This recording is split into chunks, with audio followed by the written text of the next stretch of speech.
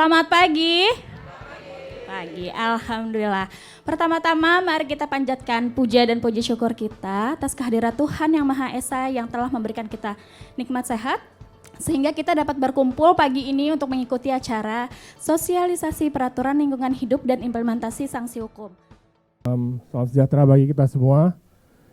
Pertama-tama kita mungkin bersyukur dalam keadaan pandemi ini kita masih diberikan kesempatan untuk berkumpul tatap muka lagi setelah sekian lama vakum ya. Saya ucapkan terima kasih dan selamat datang kepada Pak Antonius Sarjanto, Kepala Subdirektur Penyidikan Pencemaran Lingkungan Hidup. Ini teman-teman dari AGI ini Pak yang datang ke sini saya rasa di perusahaan masing-masing adalah pengolah limbah ya, yang ngurus pengolahan limbah baik cair maupun padat Pak. Jadi dia mungkin mereka ini lihat baju seragam Pak Anton aja belakangnya itu melek semua Pak. Kita mungkin Pak Anton udah beberapa kali Pak ya mengadakan sosialisasi dengan kita. Cuman biar kita memperkenalkan lagi Pak, kami Asosiasi Galvanis terdiri dari 22 pelaku industri galvanis Pak, pelapisan besi baja, di mana bahan baku utama kami adalah zinc Pak ya. Zinc itu adalah natural resource yang sebetulnya dibutuhkan juga oleh tubuh Pak. Jadi sayangnya industri ini dianggap industri tidak ramah lingkungan gitu Pak. Ya kita isu-isu di luar situ dibilang ini industri tidak ramah lingkungan, padahal zinc itu kalau sejak pandemi COVID ini kan zinc itu terkenal sebagai salah satu penangkal COVID Pak.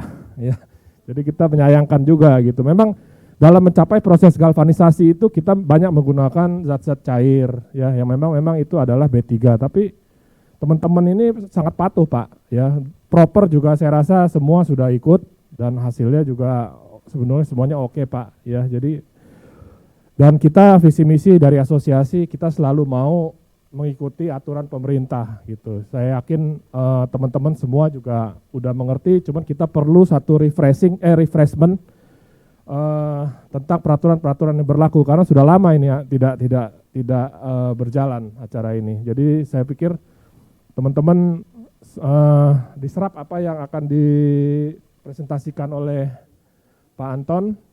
Semoga bisa dapat sesuatu yang baik untuk masing-masing perusahaan. Terakhir saya tidak lupa ngucapin terima kasih buat teman-teman dari TLI ya, terutama Ibu Elizabeth atas segala macam support dan effortnya untuk melaksanakan acara ini gitu. Acara ini sebetulnya kita rencanakan akhir Januari Bu ya waktu itu, tetapi karena virus Omikron dan lain-lain kita tunda sampai sekarang. Saya pikir Bu Elizabeth memang supportnya ke AGI ini luar biasa Bu. Saya ucapkan terima kasih sekali lagi karena dari pengadaan HCl sampai pengolahan limbah HCl semuanya disediakan, sampai pengadaan rendang pun disediakan. Cuman saya harap nanti limbah dari rendang itu jangan dikirim ke TLI. Ya mungkin dari saya itu aja Pak. Terima kasih semuanya udah datang. Saya lihat animonya cukup besar, itu menunjukkan kepatuhan kita Pak. Giliran kita bikin acara lingkungan yang datang segini banyak, kalau acara lain yang datang sedikit Pak. Oke, mungkin dari saya itu aja, terima kasih. Saya kembalikan ke MC.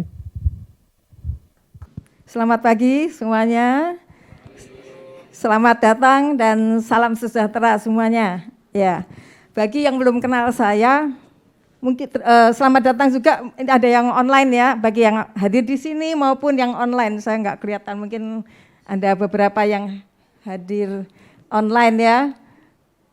Ya. Selamat pagi, selamat datang dan meskipun online dan salam sejahtera. Ya, siapa tuh ya? Enggak kelihatan. Ya, perkenalkan saya Elizabeth Juliarti. Saya dari Divisi Lingkungan Hidup Asosiasi Galvanis Indonesia. Di luar asosiasi saya bekerja di PT Teknotama Lingkungan Internusa, EcoStar Group, jadi Hazardous Waste Management Company, pengelola limbah B3 khusus untuk industri. Ya, jadi pertama-tama saya ucapkan terima kasih pada Pak Haris Hindrakas selaku Ketua Asosiasi Galvanis Indonesia yang telah memberi kepercayaan kepada saya untuk mengkoordinasikan terselenggaranya acara ini. Terima kasih Pak Haris. Ya, terima kasih secara khusus juga kepada Bapak Anton Sarjanto dari Kementerian Lingkungan Hidup dan Kehutanan selaku Kepala Subdirektur Penyidikan Pencemaran Lingkungan. Tapi jangan khawatir, Pak Anton di sini bukan untuk menyidik Bapak Ibu semuanya. Pak Anton di sini telah meluangkan waktunya yang sangat berharga untuk memberikan presentasi kepada kita mengenai sosialisasi peraturan lingkungan hidup dan implementasi sanksi-sanksi hukumnya yang sangat berguna. Sosialisasi ini seperti tadi Pak Hari sudah jelaskan, kita sudah karena pandemi sudah lama sekali kita tidak mengadakan acara-acara lingkungan hidup.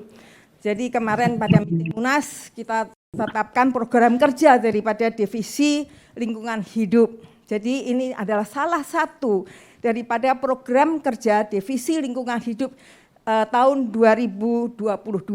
Yang pertama, semoga ada lanjutannya ya Pak. Jadi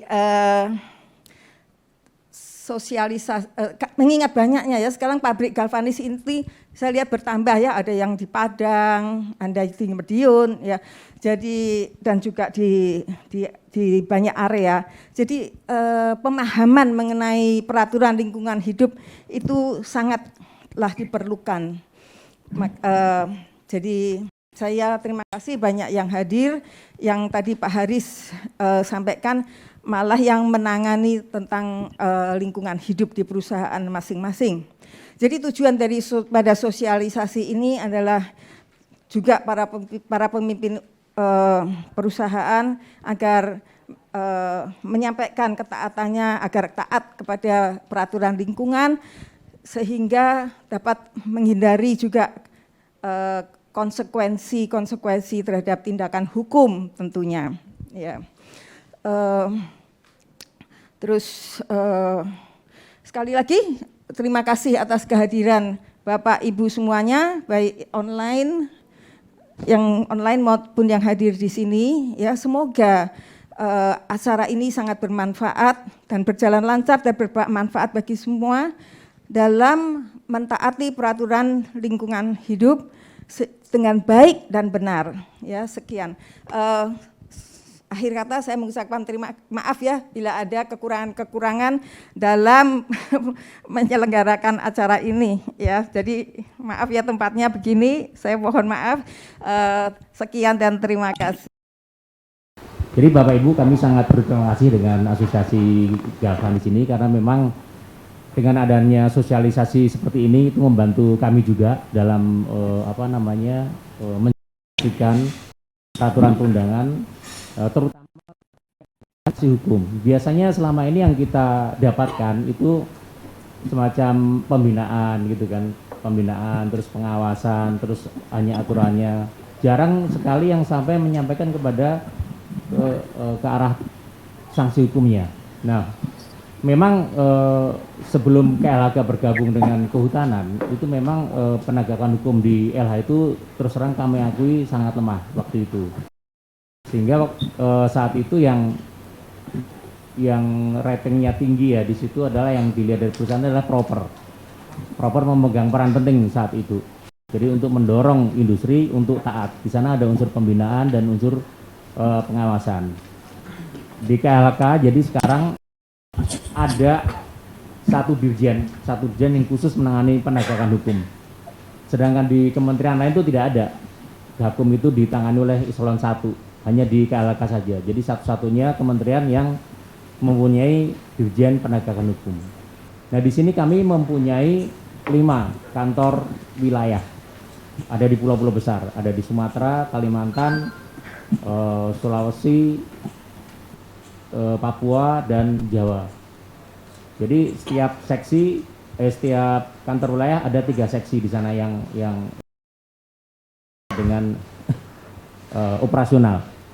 Jadi dalam penanganan kasus itu di sini kami ada untuk kehutanan, tentunya ada Polhut, kemudian ada Sports. Sports itu adalah pasukan khususnya kehutanan, ini terkait dengan kasus-kasus kehutanan.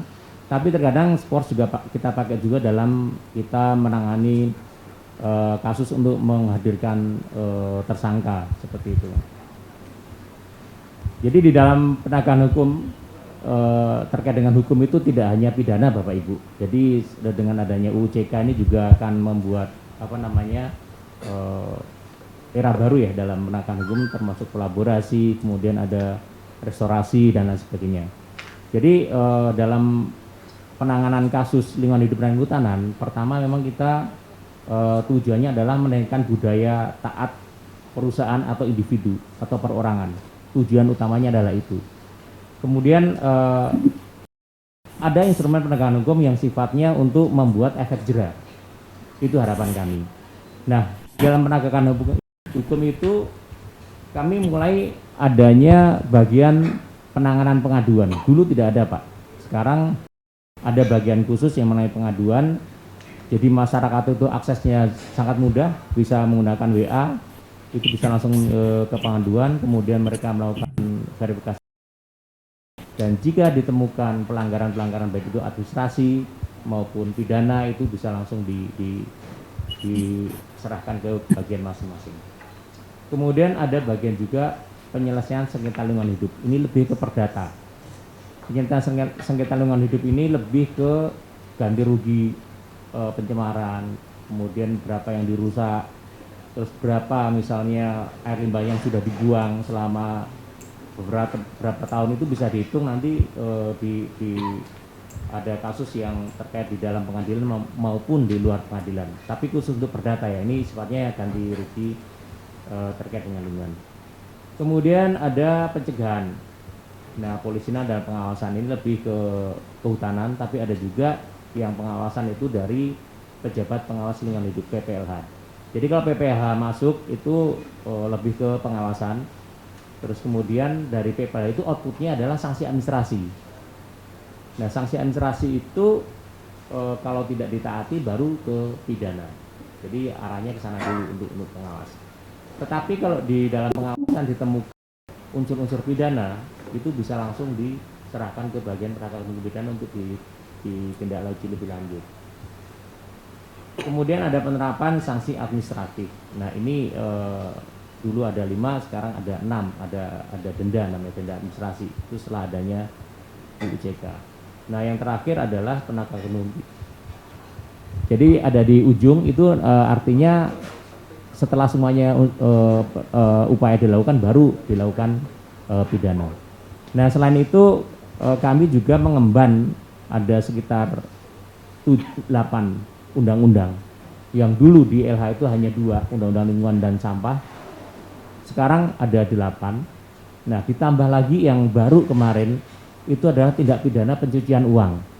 Nah, ini jadi semakin tidak hanya lingkungan saja atau hutan yang rusak, tetapi juga keuntungannya itu pun sekarang juga dikejar. Keuntungan dengan dari keuntungan dari tindak pidana itu.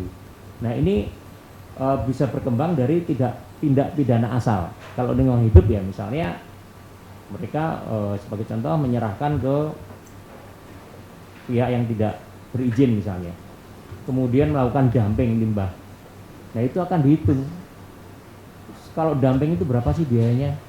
Untuk 1 meter kubik dihitung semua dengan kerugian semua, itu nanti dikalikan, dihitung untuk di TPPU kan, tindak pidana pencucian uang. Arahnya ke sana. Misalnya Bapak tidak menyerahkan limbah ke yang resmi misalnya, Bapak serahkan ke pihak yang ilegal. Nah, terus keuntungannya itu nanti misalnya Bapak belikan mobil atau apa, itu nanti akan dilacak. Itu kita akan bekerja sama dengan PPATK juga. Jadi saya bisa tahu rekening Bapak Ibu itu arahnya kemana itu. Jadi ini hanya bentuk gambar dari tindak pidana itu. Jadi itu bisa diambil lagi dan ada pidananya juga.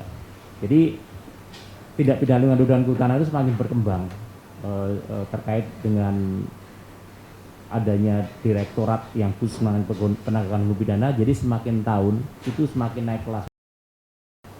Jadi PPNS itu kewenangannya sama persis dengan Polri, cuma kita lebih spesialis di tindak pidana lingkungan hidup dan kehutanan. Jadi kita juga mempunyai kewenangan untuk melakukan pemeriksaan, kemudian meminta keterangan, barang bukti, kemudian kita juga menghadirkan paksa, kita bisa melakukan penahanan dan lain sebagainya. Itu adalah kewenangan-kewenangan yang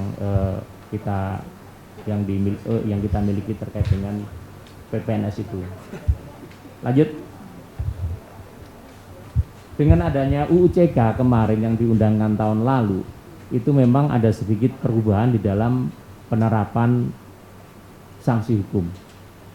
Jadi lebih banyak itu dikaitkan ke administrasi. Dulu kalau Bapak Ibu tidak mempunyai izin lingkungan, itu pidana, Pak. Itu kami sudah mempidanakan ada sekitar 4 kasus terkait dengan yang tidak mempunyai izin lingkungan. Nah sekarang tidak.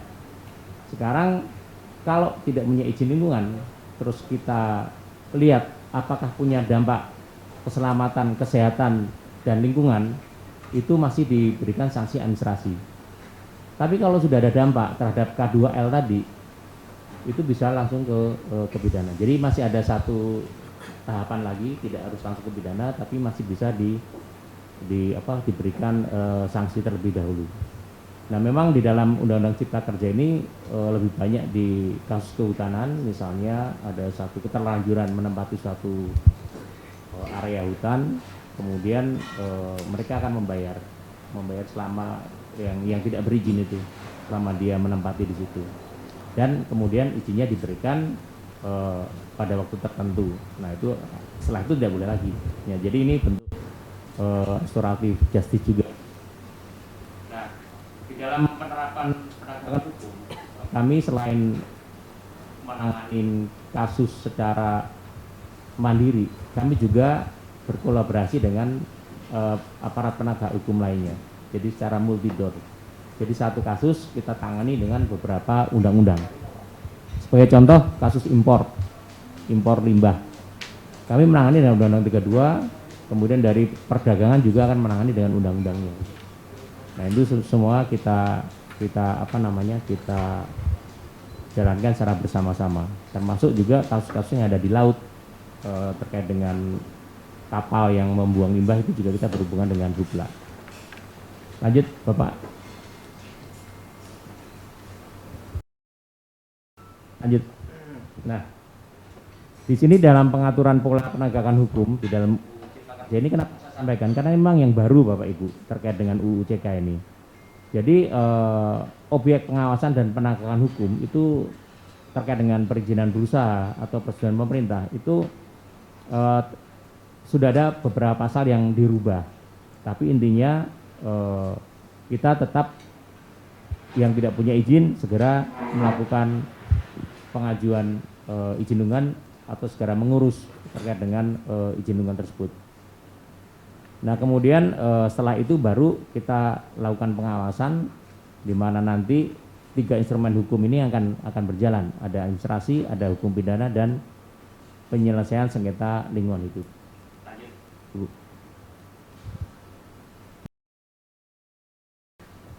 Nah di dalam penegakan hukum lingkungan terutama terkait dengan penyelesaian sengketa itu kita ada di pengadilan, ada di luar pengadilan, dan ganti kerugian dan pemulihan lingkungan hidup. Ini terkadang nanti kita bisa dilakukan secara bersama-sama antara perdata, pidana maupun administrasi. Ya, di mana nanti semuanya ini jadi ada uangnya Bapak Ibu, karena semuanya akan masuk kepada PNBP negara, baik uang itu uang ganti rugi maupun denda dari pidana. Nah sedangkan uang yang ada di sanksi pidana itu ada namanya bentuk pidana tambahan. Pidana tambahan itu nanti hakim akan memutuskan untuk melakukan tindakan tertentu. Tindakan tertentu itu bisa melakukan clean up atau melakukan pengolahan limbah B3 yang sudah didamping tadi. Nah kemudian kalau sanksi administrasinya itu dulu cuma ada 4, jadi teguran tertulis, paksaan pemerintah, pembukaan izin, dan pencabutan perizinan berusaha. Nah sekarang ada tambahan lagi, ada denda administratif. Prinsip ultimum remedium sendiri dalam UCK itu terkait dengan pelanggaran yang tidak menimbulkan K2L. Itu hanya sifatnya administrasi. Jadi kalau hanya pelanggaran secara administrasi, tidak ada izin lingkungan, kemudian tidak ada yang simbol label dan lain sebagainya, sifatnya administrasi, yang tadinya itu masuk ke pidana, sekarang tidak. Ini administrasi. Jadi jika nanti Bapak Ibu mudah-mudahan tidak ada diberikan sanksi administrasi, itu agar segera dipenuhi. Kalau misalnya tidak bisa, agar dikomunikasikan kesulitannya apa. Misalnya impor alat belum sampai gitu kan, itu juga di luar kendali dari perusahaan, itu bisa disampaikan, jadi waktunya bisa mundur. Nah, kalau kegiatan yang tidak memiliki izin tetapi menyebabkan dampak terhadap K2L, keselamatan, kesehatan, dan lingkungan, itu bisa langsung ke pidana. Nah, ini bedanya di situ dengan adanya Cipta Kerja dan tidak.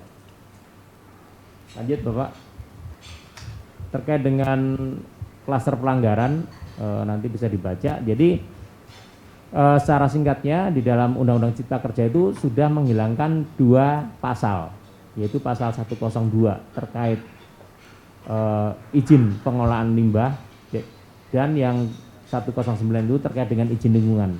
2 pasal ini hilang. Tetapi dulu sebagai pengelolaan limbah B3, ini pasal 102 ini yang sangat sering dikenakan, karena tertulis di situ tidak melakukan pengelolaan limbah B3 tanpa izin. Nah, ini bisa dilakukan oleh penghasil, bisa juga dilakukan oleh perusahaan pengelola limbah. Nah, itu hilang ternyata 102 itu. Jadi adanya sekarang hanya 103 itu terkait tidak melakukan pengelolaan yang bagi yang menghasilkan. Lanjut Bapak. Jadi di sini kita ada penguatan pendekatan dan instrumen penegakan hukum yang tadi ini memang kita mengedepankan ultimum remedium, yaitu sanksi administrasi dulu, kemudian baru pidana itu sebagai instrumen yang terakhir, di mana pidana penjara di pidana itu ada pidana penjara kurungan badan, kemudian ada pidana denda, dan ada pidana tambahan, itu terkait dengan pemulihan lingkungan dan perampasan keuntungan, dan ditambah lagi adanya TPPU. Ya, ini mungkin Bapak Ibu yang belum pernah ada sosialisasi tentang ada tambahan hukuman ini atau tambahan undang-undang yang harus dipenuhi. Lanjut Bapak. Selain dari KLHK, kami juga bekerja sama dengan Pemda, di mana nanti adanya dugaan pelanggaran itu akan sangat sering sekali pengaduan, terus kemudian dari DLA sendiri menangani. Kalau mereka tidak bisa, baru menyerahkan itu kepada KLHK. Nah, dari sini memang ada saringan di DLA dulu. Sekarang DLA akan lebih aktif dari sebelumnya, karena UCK ini mereka ada di depan atau di ujung tombak dia itu sebenarnya, terutama terhadap pejabat-pejabat pengawas atau PPLH, karena dari sanalah nanti semuanya akan bermuara ke KLHK. Jadi mulai dari dugaan pelanggaran, kemudian ada pengaduan Pemda ke LH, kemudian kita melakukan verifikasi. Nah, nanti kita akan cek lagi apakah itu ada tidak pidana atau tidak. Lanjut Bapak Ibu. Nah, laporan itu bisa dari masyarakat, bisa dari LSM, bisa dari media massa, bisa juga dari proper yang peringkat hitam, dari Pemda dan lain-lain. Nah, kemudian dalam melakukan penyelidikan itu tujuan kita guna menentukan dapat atau tidaknya dilakukan penyidikan. Nah, apakah itu dari pool bucket yang kita lakukan misalnya ke satu perusahaan, apakah nanti itu bisa ada unsur pidana enggak? Bisa naik ke penyidikan tidak gitu kan. Nah, kalau bisa, nah kita lakukan penyidikan. Nah, di dalam penyidikan ini tujuannya adalah menentukan tersangka. Nah, setelah itu baru kita penyerahan berkas ke Kejaksaan Agung, kemudian Kejaksaan Agung menerbitkan namanya surat P21 Ini belum selesai tugas kami. Cuma IKK kami, jadi indikator kinerja kami dihitung dari jumlah P21 ini. Kemudian penyerahan tahap 2. Penyerahan tahap 2 itu adalah penyerahan tersangka dan barang bukti ke Kejaksaan Negeri setempat. Nah, sampai di sinilah proses penyidikan itu selesai. Selanjutnya persidangan itu kita hanya memantau, tapi itu bukan bukan tupoksi kami sepenuhnya. Lanjut, Bapak. Nah, di dalam urutan memang seperti ini tadi supaya Bapak punya gambaran saja bahwa di dalam kita melakukan penyelidikan itu juga kita melakukan pengambilan sampel. Pengambilan sampel terus kemudian hasilnya nanti kita kita tanyakan ke ahli.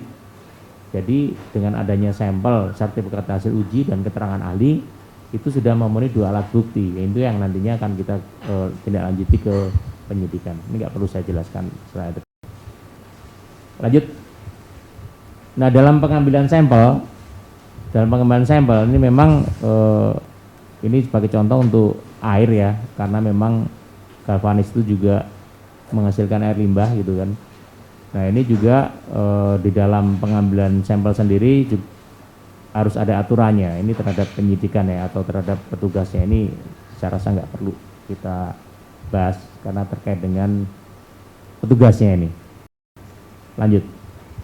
Nah, terkait dengan industri galvanis ini adalah kita tidak lagi pakai PP 101 ya. Itu sudah nggak ada PP 101 itu. Jadi kita menggunakan PP 22 tahun 2001 tentang penyelenggaraan pelindungan dan pengelolaan lingkungan hidup. Di sana ada banyak sekali lampiran.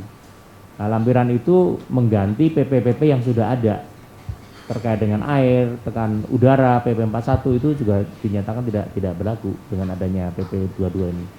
Jadi sekarang kita menggunakan PP 22 beserta lampirannya itu akan mendukung di dalam Bapak Ibu sebagai pedoman untuk penaatan lingkungan. Jadi di sini ada beberapa limbah yang memang dikategorikan limbah P3 terkait dengan industri pelepas logam, salah satunya termasuk galvanis. Lebih paham lah dari dari saya terkait dengan limbah-limbah P3 yang ada. Nah, selama di sini tercantum ada kode limbah, itu sudah tidak bisa diperdebatkan lagi bahwa itu adalah limbah P3. Kita tidak perlu menganalisis gitu kan. Nah, ahli pun akan berbicara bahwa ini, oh iya limbah dari larusan asam atau pikling itu limbah P3 gitu kan. Nah, itu sudah menjadi barang bukti kalau itu misalnya itu dikelola yang tidak benar. Misalnya itu bisa diserahkan ke pihak ketiga yang tidak tanpa izin atau kemudian dimanfaatkan sendiri tapi tidak ada izin pemanfaatan dan lain sebagainya. Nah, nanti akan kami jelaskan juga tidak hanya di limbah P3 tapi juga terkait dengan emisi udara dengan air limbahnya juga. Nah, ini saya rasa Bapak Ibu sudah paham dengan adanya PP 22 ini, saya rasa tidak banyak yang berubah.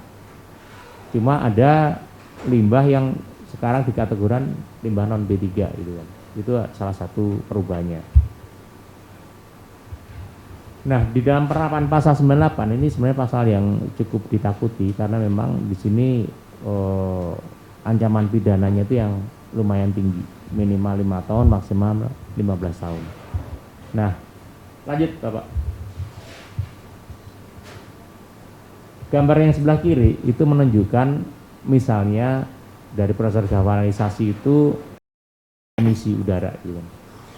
Nah, emisi itu ada yang keluar dari cerobong dan ada yang sifatnya sumber fugitif. Nah, sumber fugitif ini bisa kita cek dengan baku mutu udara ambien. Tetapi kalau di dalam baku mutu udara ambien yang maksudnya yang kita hirup ini itu tidak ada baku mutunya atau tidak ada karena adanya proses termal atau sifatnya yang fugitif dari bau, nah itu masih ranahnya di pasal 100, yaitu masih sanksi administrasi, itu kategori hanya kebauan. Kebauan itu masuk di dalam tidak bisa dipidanakan langsung, tetapi harus melalui sanksi administrasi dulu. Mohon nanti Bapak Ibu cek kembali apakah emisi dari proses produksi itu berpengaruh tidak di luar, itu perlu kita cek lagi. Nah, sedangkan yang sebelah kanan ini ada contoh air limbah yang dibuang. Kalau di air limbahnya sendiri itu kita tidak bisa dipidanakan. Air limbahnya melebihi baku mutu itu ranahnya masih sanksi administrasi. Tetapi kalau sudah melebihi baku mutu kemudian diberikan sanksi administrasi tidak ditaati, itu baru ke pidana. Nah, itu kalau kita lihat itu ada di apa namanya yang akan keluar dari IPAL itu masih pasal rasul. Tetapi kalau dari buangan itu mempengaruhi sungai atau mempengaruhi badan air, di mana di titik B itu hasilnya lebih besar dari titik A karena ada kontribusi dari pembuangan limbah, itu bisa dikatakan sungai itu tercemar. Nah, ini walaupun itu sudah ada pengolahan air limbah, tetapi hasilnya tidak melebihi baku mutu, nah itu bisa dikenakan, Mbak, ke pasal 98. Kalau tidak, yang tadi pasal 100 saja, gitu kan. Misalnya melebihi baku mutu saja, tidak mempengaruhi badan air, itu kenanya pasal 100, di situ hukumannya adalah administrasi. Nah, ini mudah-mudahan Bapak bisa memahami bedanya antara administrasi dan pidana nantinya. Jadi kalau administrasi itu hanya melebihi baku mutu, tidak mempengaruhi ambiennya, itu masih administrasi. Tapi kalau sampai ambien atau sungai itu terpengaruh dengan adanya buangan itu sehingga melebihi baku mutu, itu bisa dikenakan. Termasuk yang udara tadi. Yang udara jika di ambiennya karena ada buangan itu melebihi baku mutu, itu bisa dikenakan pasal 98. Tapi kalau dari cerobong asap aja yang keluar terus melebihi baku mutu, itu masih administrasi, belum langsung ke pidana. Nanti untuk lebih jelasnya kita diskusi aja ya Bapak Ibu ya. Lanjut. Nah, tadi yang saya cerita di pasal 98 tadi, di sana tertulis suatu perbuatan yang sengaja dilampauinya baku mutu. Nah, baku mutu itu bisa udara ambien. Nah, peraturan di udara ambien ini terkait dengan proses termal.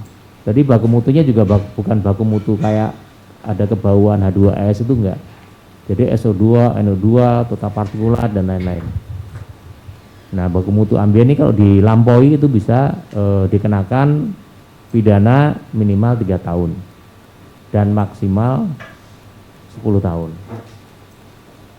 Ini terkait dengan melebihi baku mutu di ambien. Jadi Bapak Ibu tolong hati-hati, jangan sampai dalam proses produksinya itu melampaui baku mutu, baik itu air limbah maupun emisi udara. Nah, kalau sampai menyebabkan orang sakit atau luka, itu akan lebih besar lagi, itu bisa 4 tahun dan 12 tahun. Mungkin Bapak Ibu bertanya, ada enggak yang sudah dikenakan pasal ini? Ada Bapak Ibu. Ada Pak. Nah, ini makanya saya senang sekali dengan adanya forum ini, karena memang kita akan lebih tahu dan akan lebih hati-hati. Terus kemudian kalau sampai menyebabkan orang luka atau meninggal, ini akan lebih berat lagi, 5 tahun hukuman minimalnya dan maksimal 15 tahun. Nah, jika yang dilakukan tindakan itu karena lalai, itu akan lebih ringan lagi. Jadi hukumannya minimal 2 tahun dan maksimum 6 tahun. Nah, itu melebihi baku mutu saja, belum ada dampak. Nah, ini sekarang dengan adanya UU CK yang pasal 102 dihapus, jadi 98 ini bisa muncul pasal 98, karena di mana misalnya Bapak Ibu melakukan dumping limbah P3 ke media lingkungan, dumping sendiri secara formal itu sudah melanggar dan pidana. Tapi kalau kita cek lagi sampai misalnya air tanahnya tercemar, kemudian tanahnya rusak, nah itu arahnya ke sini lagi, ke 98. Jadi cukup berat Bapak Ibu, ini saya sampaikan agar hati-hati di dalam melakukan usaha atau kegiatan, jangan sampai melanggar aturan.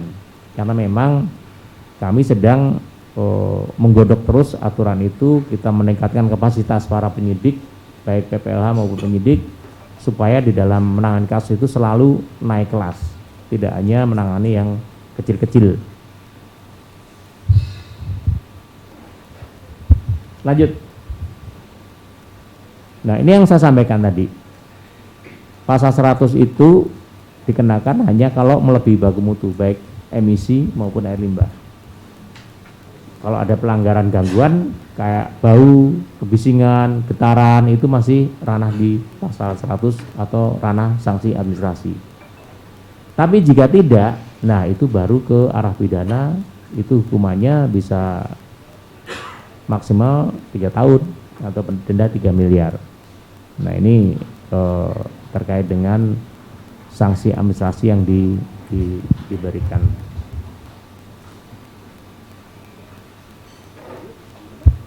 Lanjut.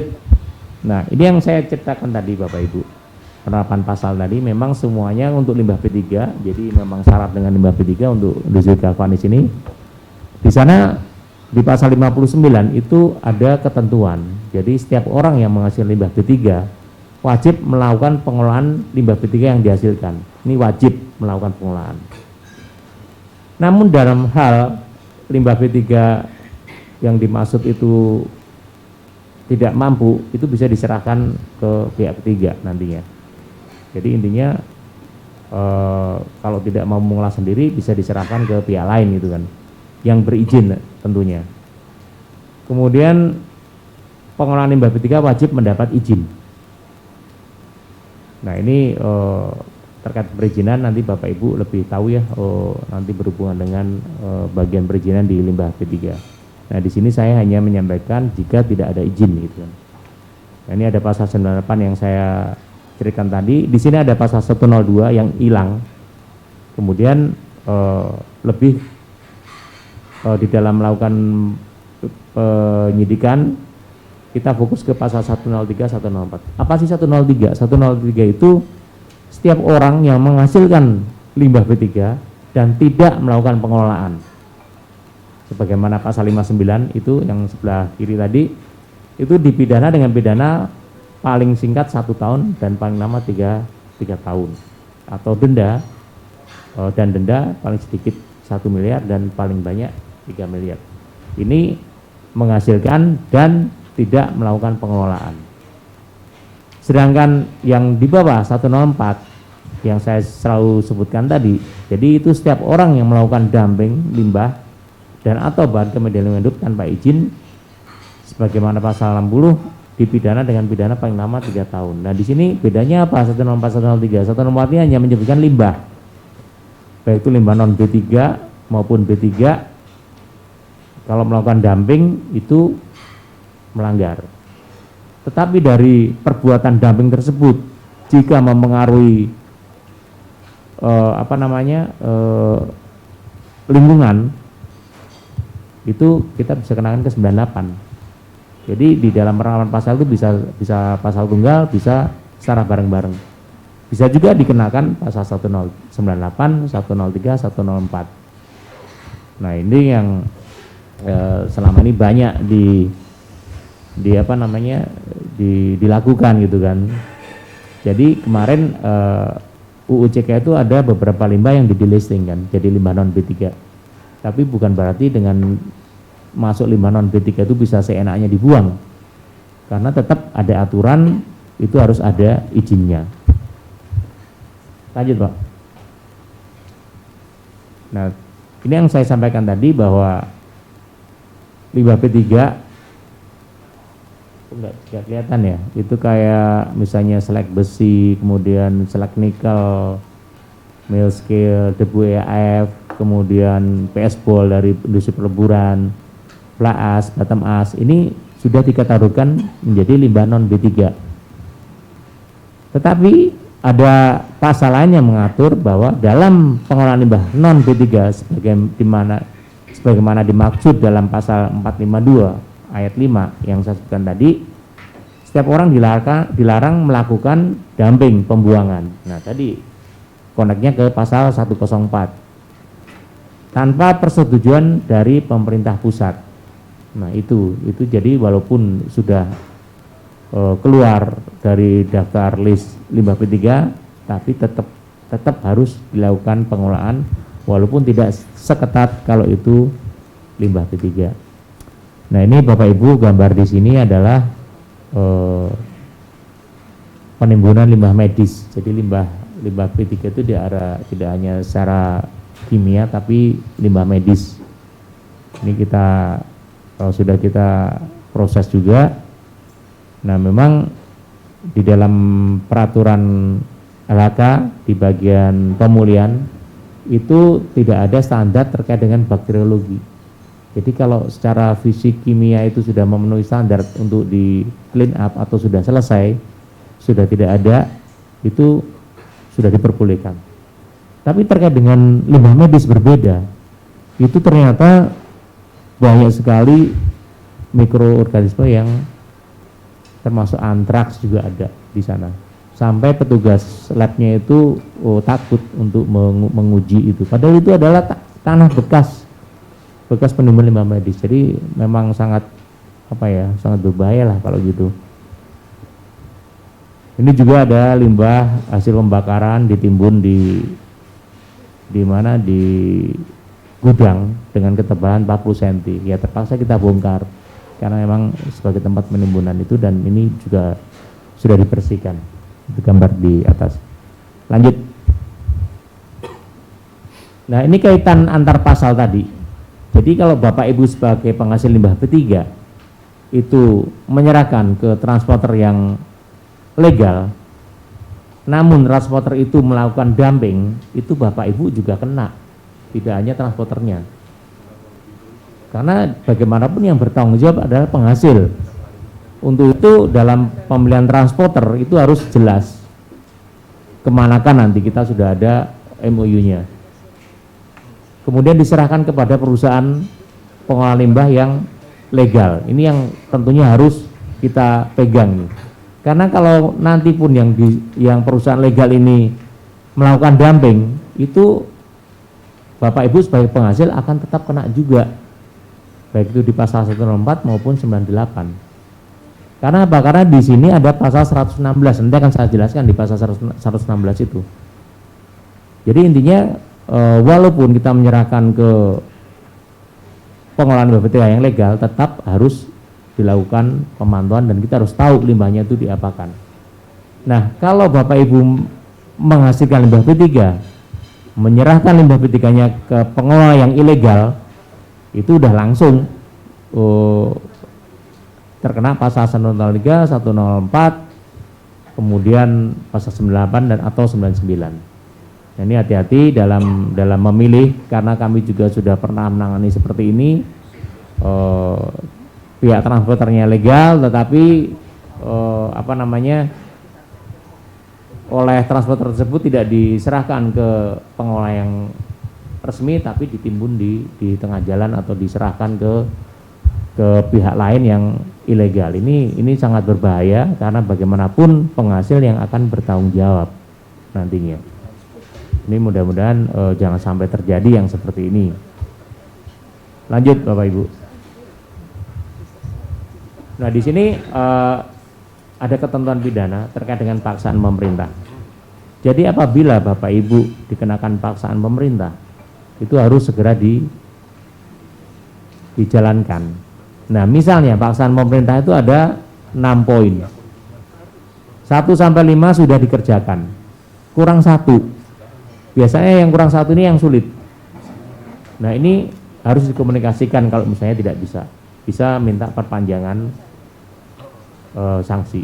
Tapi kalau tidak, nanti petugas PPLH datang terus membuat berita acara tidak menaati sanksi administrasi, itu hukumannya tadi menanggung jawab usaha dan kegiatan tidak melaksanakan paksaan pemerintah. Itu 1 tahun dan 1 miliar hukumannya.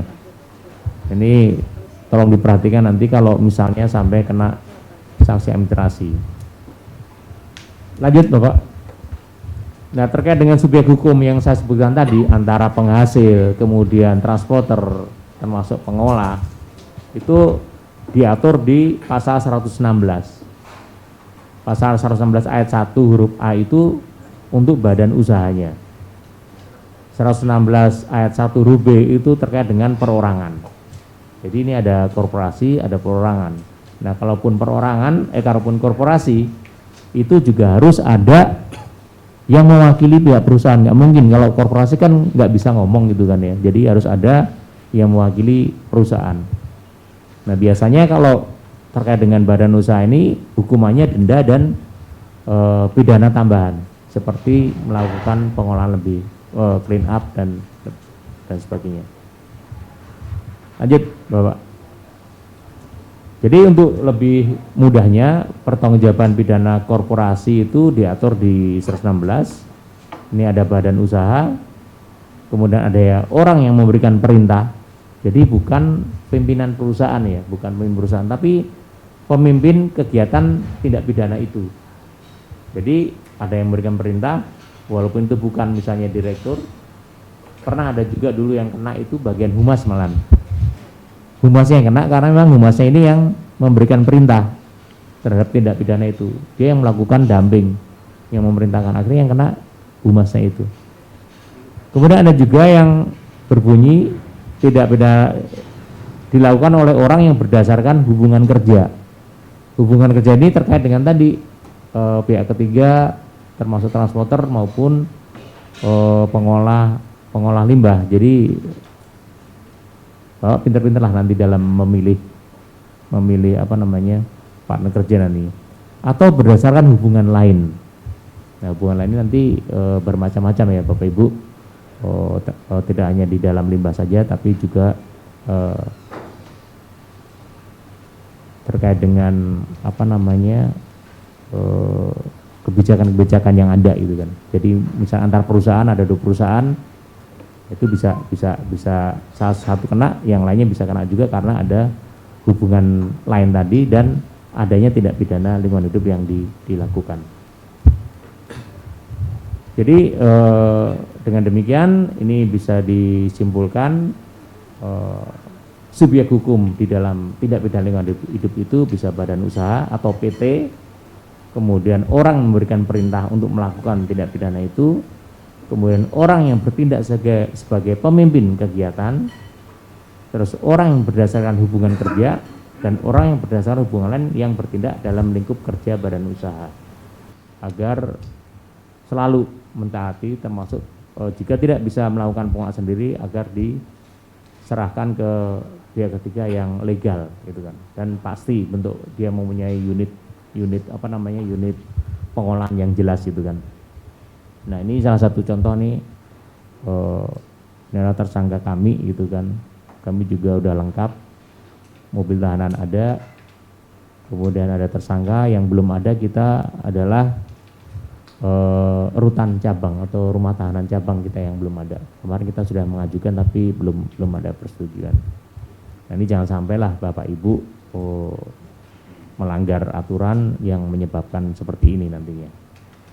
Nah, kemudian untuk tuntutan pidana orang yang memberikan pemerintah itu bisa diperberat sepertiga.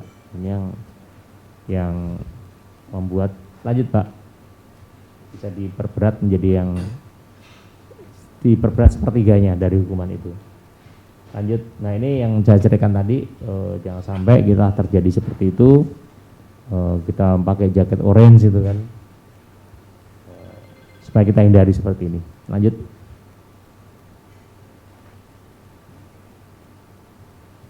Nah, di sini untuk tindak pidana penjara itu bisa diperberat sepertiganya bagi orang yang memberikan perintah atau yang memimpin kegiatan itu. Ini diperberat. Lanjut Bapak. Pak.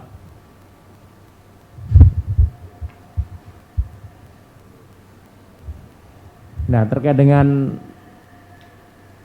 sanksi pidana terhadap pidana tambahan, ini di pasal 119 ini akan selalu kami cantumkan. Yang tujuannya sebagai pedoman hakim untuk memberikan pidana tambahan, yaitu salah satunya di sini yang sering dilakukan adalah perbaikan. Yaitu perbaikan terhadap tindak pidana yang sudah dilakukan. Misalnya sudah melakukan penimbunan, ya mereka harus melakukan clean up sampai dinyatakan bersih oleh instansi yang berwenang. Kemudian misalnya mengimpor limbah juga harus dia melakukan reekspor atau melakukan pemusnahan. Nah, itu yang dimaksud dari perbaikan itu. Baik Bapak Ibu, saya rasa cukup ya, kita bisa diskusi. Saya lebih senang diskusi. Ini sebagai gambaran tadi, gambaran terkait dengan pasal-pasal yang terkait dengan penegakan hukum pidana, yang dimana ini menjadi supaya Bapak Ibu lebih mengetahui, karena sosialisasi seperti ini jarang. Hanya beberapa perusahaan yang pernah mengundang kami seperti ini. Waktu itu Pertamina pernah mengundang kami juga terkait dengan sosialisasi hukum, khusus hukum saja, tidak ada proses pembinaan dan lain sebagainya. Kemudian ada beberapa perusahaan lain lah yang mengundang kami untuk supaya tahu konsekuensi dari tindakan yang atau pelanggaran. Karena memang eranya sekarang sudah berbeda Bapak Ibu. Karena setelah kita bergabung itu, apalagi dirijennya Pak Roy, itu dia punya komitmen yang tinggi, integritas juga dijaga. Nah, itu jadi kasus itu tidak hanya kita yang biasa-biasa saja gitu, selalu akan meningkat. Jangan sampai karena ketidaktahuan kita bisa dimasuk ke ranah yang seperti ini. Sebenarnya saya pun tidak suka di pekerjaan seperti ini, karena memang jadi banyak musuh bukan banyak teman gitu kan. Tetapi bagaimanapun tetap harus kita lakukan karena itu tugas, termasuk kita juga harus nggak baper. Kalau misalnya mau menahan orang itu kan kok kelihatan orangnya kasihan, itu kami juga nggak boleh baper, karena itu terkait dengan pekerjaan ya harus kami lakukan semuanya. Saya rasa sekian Bapak Ibu, dan jika ada yang kata-kata yang tidak berkenan, mohon maaf, dan waktu saya kembalikan ke MC, kita lebih ke tanya jawab. Terima kasih.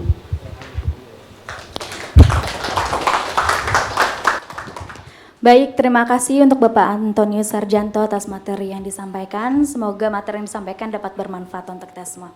Oke, baik, dari Ibu atau Bapak peserta Asosiasi Galvanis Indonesia, jika ada yang ingin ditanyakan, kita buka sesi untuk tanya jawab.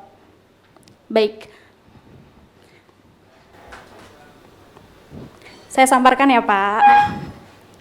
Maaf. Terima kasih. Selamat pagi Bapak. Ada 2 pertanyaan dari saya. Saya Arif dari PT GBK. Yang pertama, saya mau nanyakan, tadi disebutkan ada masalah lalai, Pak. Nah, ini kriteria lalai itu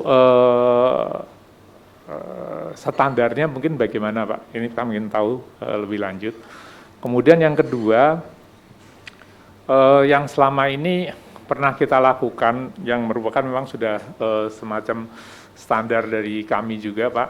Jadi kalau misalkan kami ada mau bekerja sama dengan pihak pengelola limbah B3 yang lain, kita biasa cek juga Pak ke fasilitas mereka. Setelah kita cek dari izin-izin dan sebagainya, kan kita coba lihat ke fasilitas mereka seperti apa.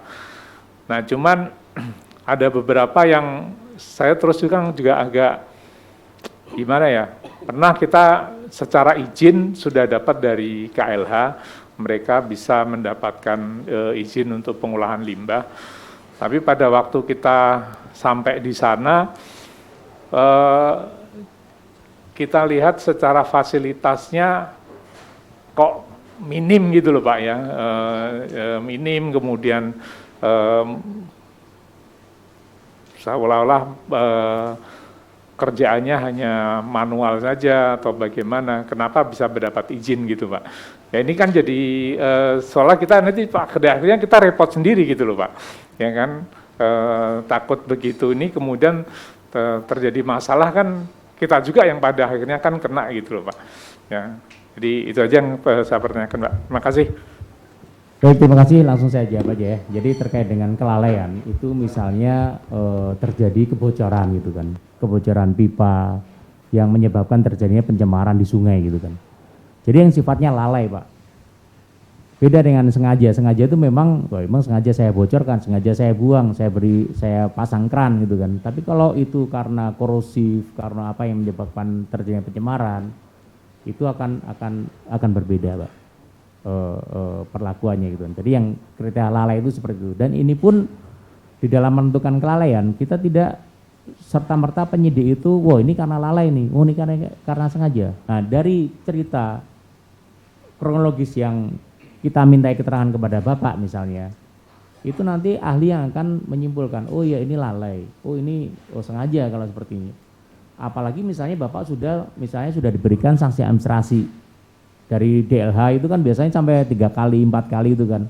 Nah kalau sampai sanksi administrasi sampai berkali-kali, ini berarti udah sengaja itu kan. Itu sebagai kriteria juga.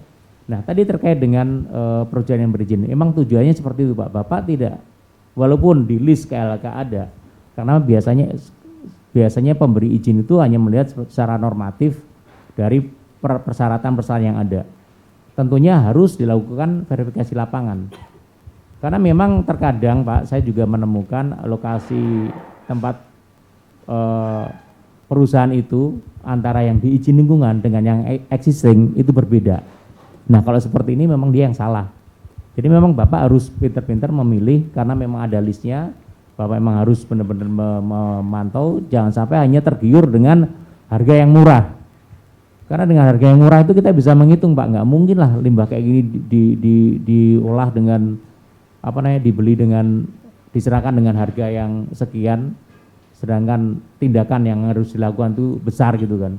Nah itu jangan tergiur dengan harga juga karena memang banyak kompetitor itu saling banting harga, tapi kami sebagai penyidik akan tahu, nah ini kenapa dia milih yang murah ini, kalau ujungnya cuma didumping, percuma juga kan. Jadi memang dengan adanya keterbukaan itu ada di web juga, perusahaan-perusahaan yang sudah berizin itu harapannya dalam memilih kita juga harus selektif Pak, seperti itu.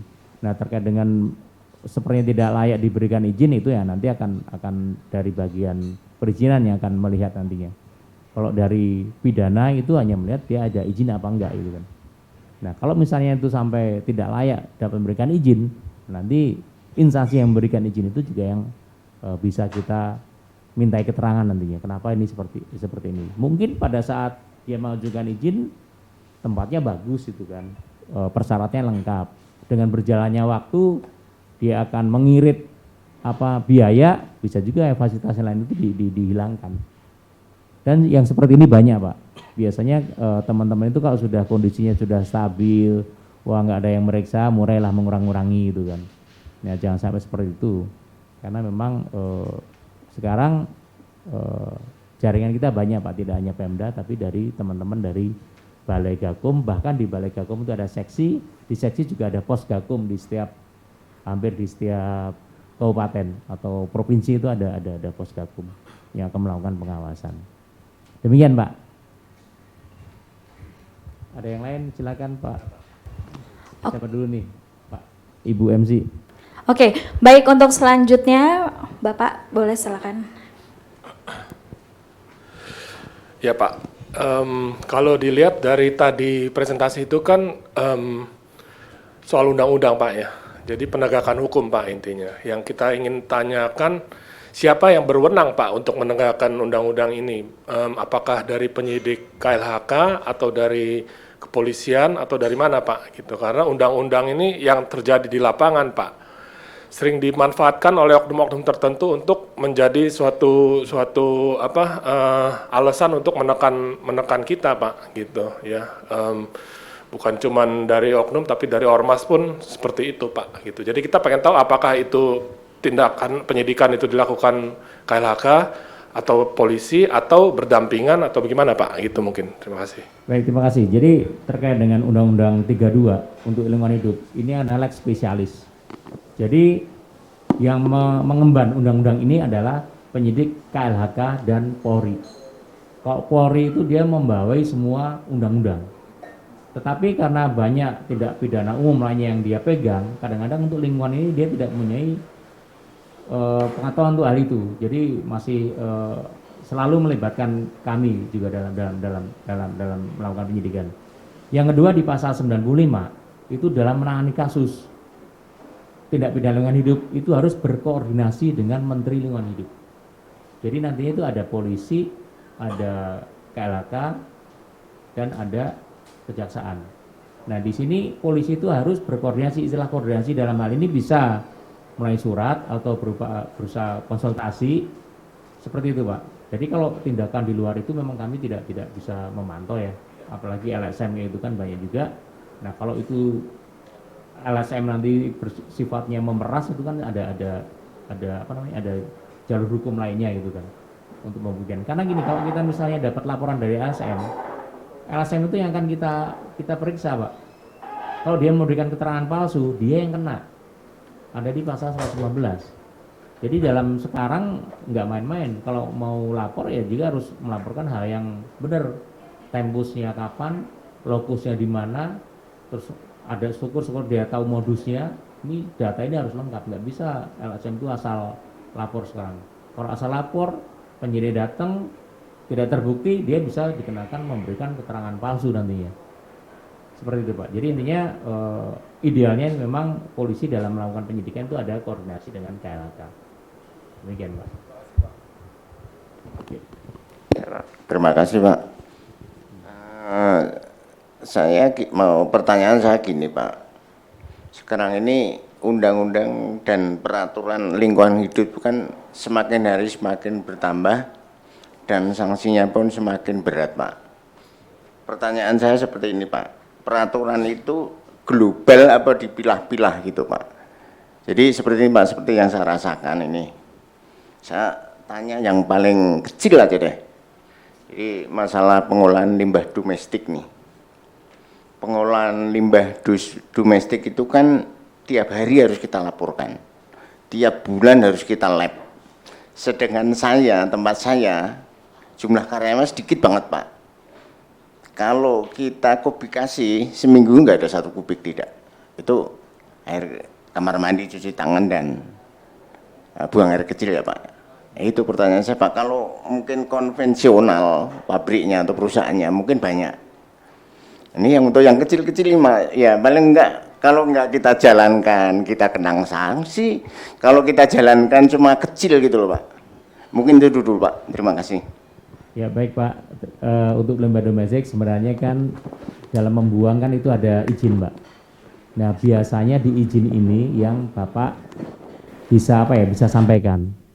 Karena tidak sama antara perusahaan yang karyanya 6.000 gitu kan, dengan yang hanya sedikit. Nah itu nanti diatur di izinnya Pak biasanya. Karena izin itu spesifik melekat ke masing-masing perusahaan.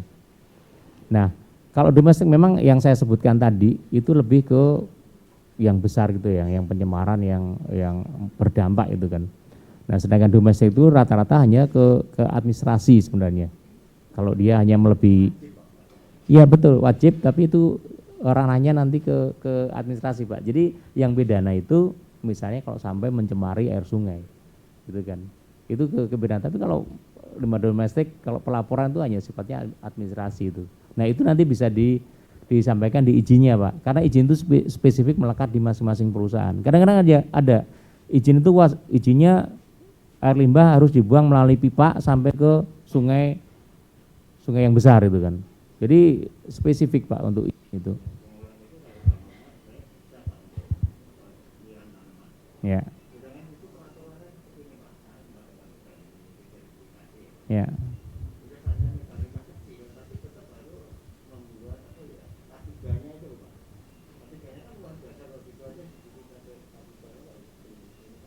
Iya.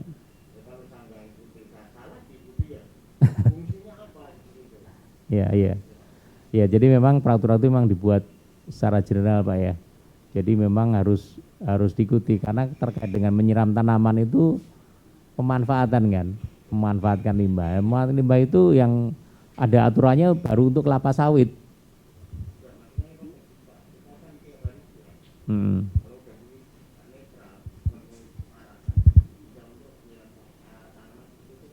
Ya, jadi gini Pak, dalam pengawasan itu kita juga tidak saklek ya Pak ya.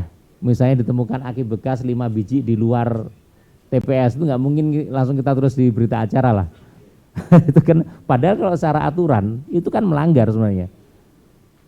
Nah, tapi udahlah kalau 5 biji dikantongin aja lah, nggak perlu masuk berita acara. Ini seperti itu. Jadi dalam di pihak pengawas dia akan selektif Pak, seperti itu. Tidak yang permasalahan kecil itu tidak mungkin masuk ke satu ranah yang yang sampai ke pidana, itu enggak lah. Karena memang kita melihat juga kok, maka tujuannya kita Pulbaka itu untuk melihat itu fakta di lapangan. Banyak Pak kayak itu yang kecil-kecil, makanya itu ada aturannya. Nah, tadi kenapa Bapak melihat aturannya kok semakin ketat? Sebenarnya aturan sama saja Pak dari tahun 2009 itu.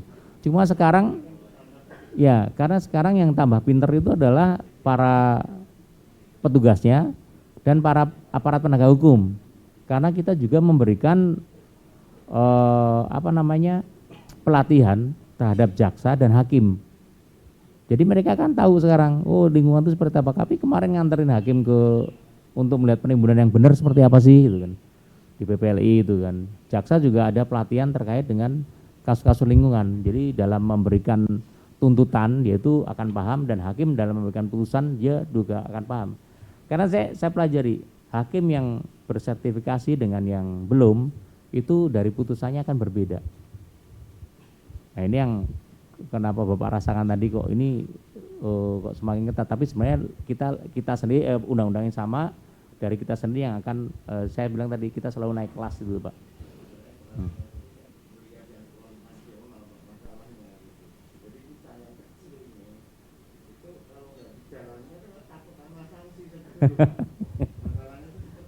Iya. Tapi itu ya tergantung nanti Pak, dari yang ini Pak, pengawasnya tadi, seperti banyak contoh yang sudah saya sebutkan tadi. Kalau di proper memang yang kecil-kecil itu pun akan ditulis. Nah, betul. Kalau proper itu dia nemu pelanggaran untuk diperbaiki, tapi kalau dari Gakum menemukan pelanggaran untuk dihukum gitu Pak. Bedanya di situ.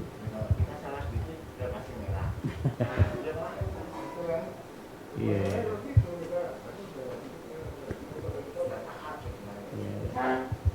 Tahun 2001 nih ya, 2020 semuanya, tapi kita tinggal satu cepat, kita belum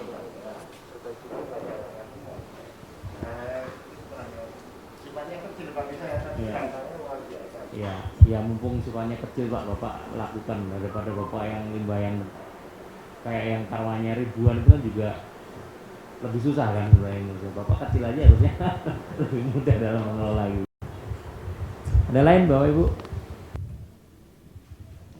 Ya silakan Pak.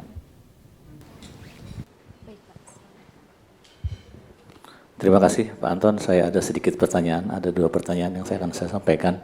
Saya dari Karunia Berkah Indonesia Cilegon. Yang pertama, perusahaan kami berada di kawasan industri di Cilegon, sudah barang tentu ini bagi kami sangat menguntungkan, terutama hal-hal yang kecil pun kita tetap diawasi seperti itu. Yang kedua, kami juga sudah ikut proper, tadi sebelum penanya sebelumnya di proper itu sedetail apapun kita harus lapor. Jadi kami sudah comply lah dengan hal-hal aturan-aturan yang ada di sini. Cuma kendalanya bagi kami di sini kan kami selalu dibimbing atau dibina oleh LH Cilegon, dan tentunya juga oleh sebagai asesor kami baik ketika verifikasi lapangan ataupun ketika audit lingkungan di LH Provinsi Banten. Kami juga dilakukan pembinaan seperti itu. Ada sedikit-sedikit yang salah, juga kami juga diarahkan seperti itu. Jadi mau saya gini, ketika ada Gakum ini, saya pernah melakukan statement seperti ini, menanjak kepada tim asesor, kenapa tidak semua perusahaan di kawasan sendiri Pak, itu dilakukan proper. Apakah kami akan, boleh tidak kami keluar dari proper? Karena dalam tanda kutip, kan cost-nya juga tinggi Pak. Dari bunga tadi yang saya sampaikan, kami harus sertifikasi segala macam, PPU, PPA, dan PLB 3 kita juga harus juga punya sertifikat. Nah itu juga cost juga kan lumayan besar seperti itu. Jawaban dari kawan-kawan saya di LH Provinsi Banten, silakan saja keluar, nanti ada langsung ditangani oleh Gakum. Kalau ada pelanggaran ada Gakum. Saya baru paham seperti itu. Jadi baru sekarang nih saya kelihatan dengan dengan Pak Anton sendirilah istilahnya yang mengelola Gakum. Maksud saya begini, apakah ketika kami melakukan melakukan pelanggaran, apakah harus langsung di penegakan hukum atau tetap dibina atau oleh LH Cilegon, oleh LH Kota ataupun oleh LH Provinsi seperti itu Pak. Itu pertanyaan saya yang pertama. Yang kedua, beberapa tahun yang lalu kira-kira saya dapat kabar ketika mau berangkat ke kerja, dapat kabar di daerah tol Cilegon Timur itu ada limpahan B3. Jadi saya nggak tahu wallahu alam apakah sengaja atau tidak, itu dibuang di pas gerbang tol Cilegon Timur.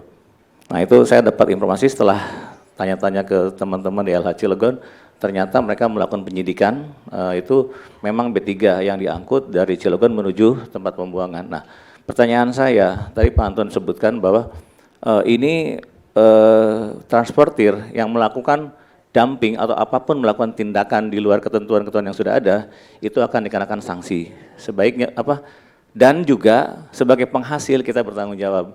Saya rasa ini kan aturan ya Pak ya, tapi rasanya kalau menurut saya ini nggak proporsional gitu Pak, kalau menurut saya. Jadi kami juga sudah melakukan verifikasi Pak.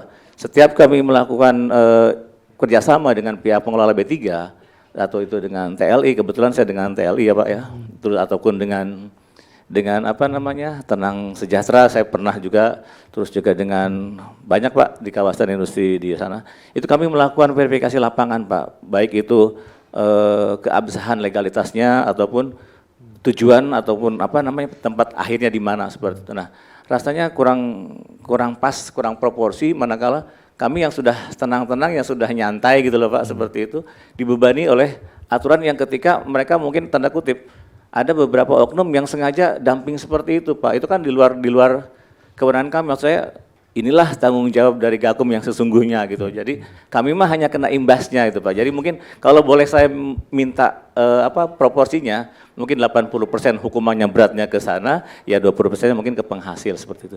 Itu aja Pak Anton, terima kasih banyak. Baik, terima kasih. Yang saya sampaikan tadi adalah hal yang normatif Pak ya. Tapi di dalam penyidikan, kita kan pasti akan memanggil Bapak nanti. Manggil Bapak memberikan keterangan, loh saya ini sudah memberikan secara resmi, ada MOU-nya, kami sudah membayar. Nah itu menjadi satu bahan masukan kami, bukan semata-mata Bapak langsung terlibat, itu enggak di situ. Nah kadang-kadang pihak perusahaannya pun tidak mengetahui kalau supirnya itu ulah supir misalnya. Dia yang membuang itu di tempat-tempat tertentu. Karena memang kadang-kadang supir ini dibayar gitu kan. Dibayar oleh pihak orang yang tadi yang meminta gitu kan. Nah ini Pak, jadi kenapa beberapa kasus yang kemarin terjadi itu supirnya yang kena? Karena dari hasil penyelidikan atau penyidikan itu memang tadi pihak perusahaan juga tidak mengetahui, terus kemudian pihak perusahaan pengolah sendiri tidak mengetahui kalau supirnya itu membuang. Karena ada waktu itu limbah yang fly ash aja lah yang contohnya. Dijual ke penduduk satu truknya 150.000 untuk tanah huruk Pak. Penduduk nggak tahu, taunya supir kan dapat uang 150.000 kan lumayan daripada saya nganterin jauh-jauh. Nah itu dibuang ke situ dan akhirnya pas saya cek rumahnya itu kan rumah di desa itu kan nggak pakai keramik ya. Jadi langsung tanah gitu kan. Nah pas saya gali 10 cm itu isinya fly ash batamnya semua. Nah kayak gini nih, ini yang banyak yang kena supirnya Pak. Karena kalau mau ditarik ke atas ya sebenarnya perusahaan itu bertanggung jawab, tapi dari pengembangan penyidikan itu arahnya kemana kita tergantung dari hasil investigasi itu Pak. Jadi tidak semata-mata yang Bapak khawatirkan tadi saya kena, malah kadang-kadang nggak kena sama sekali. Nah itu yang maksud saya yang normatif saja, misalnya diberikan ke apa namanya ke pihak ketiga damping ya, padahal ini limbahnya pabrik A misalnya, ini akan bertanggung jawab sebenarnya. Nah dalam hal ini bertanggung jawab itu bisa juga terkait dengan hukumnya. Kalau misalnya itu semua dari formilnya udah lengkap, saya rasa tidak sampai ke Bapak gitu kan. Jadi masih dilihat-lihat Pak, enggak semata-mata semacam itu.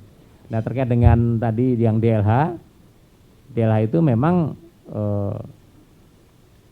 dari Gakum itu harus ada pengaduan Pak.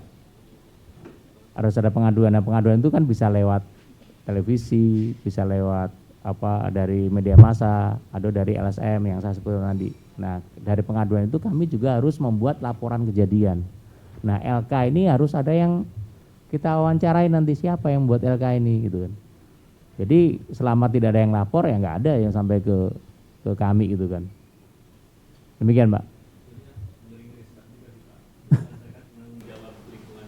Ya.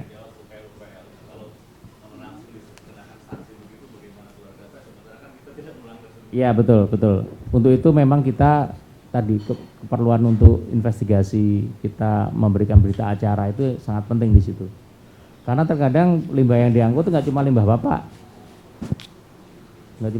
ada yang didamping di situ gitu kan. Jadi campuran, jadi punya siapa ini kan? Kecuali kalau minyak ada fingerprintnya kan, kita tahu. Tapi kalau ini kan enggak. Nah itu tadi Pak, kadang-kadang yang ditimbun itu dari berbagai perusahaan itu kan. Nah akhirnya kita minta keterangan ya punya siapa kan kita nggak tahu itu limbah di. Jadi tidak semata-mata langsung Pak ke situ enggak. Tapi kalau diminta keterangan iya. Itu pasti dipanggil tuh mungkin ya ada rasa nggak enak, rasa nggak nyaman itu kan. Masuk di ruang pemeriksaan seperti itu kan ada sedikit yang rasa nggak nyaman itu ada Pak. Tapi ya tidak harus semuanya apa namanya ke Gakum. Terus jangan sampai ada orang yang ngompor-ngomporin itu kan. Wah ini nanti akan seperti ini, nanti saya yang kenal orang KLHK lewat saya aja, itu banyak kayak gitu. Yang maklar seperti itu banyak. Dan mungkin itu teman saya sendiri juga. Tapi ya Bapak jangan percaya seperti itu. Kalau berhubungan dengan Gakum lebih ke ini aja, ke apa namanya, langsung ke kami saja gitu kan. Karena banyak orang di luar yang nggak jelas mengatasnamakan Gakum itu. Dan jangan percaya Pak. Demikian Pak, jadi jangan khawatir Pak. Silakan ada yang lain. Baik, mungkin dari Bapak Ibu ada yang ingin bertanya kembali?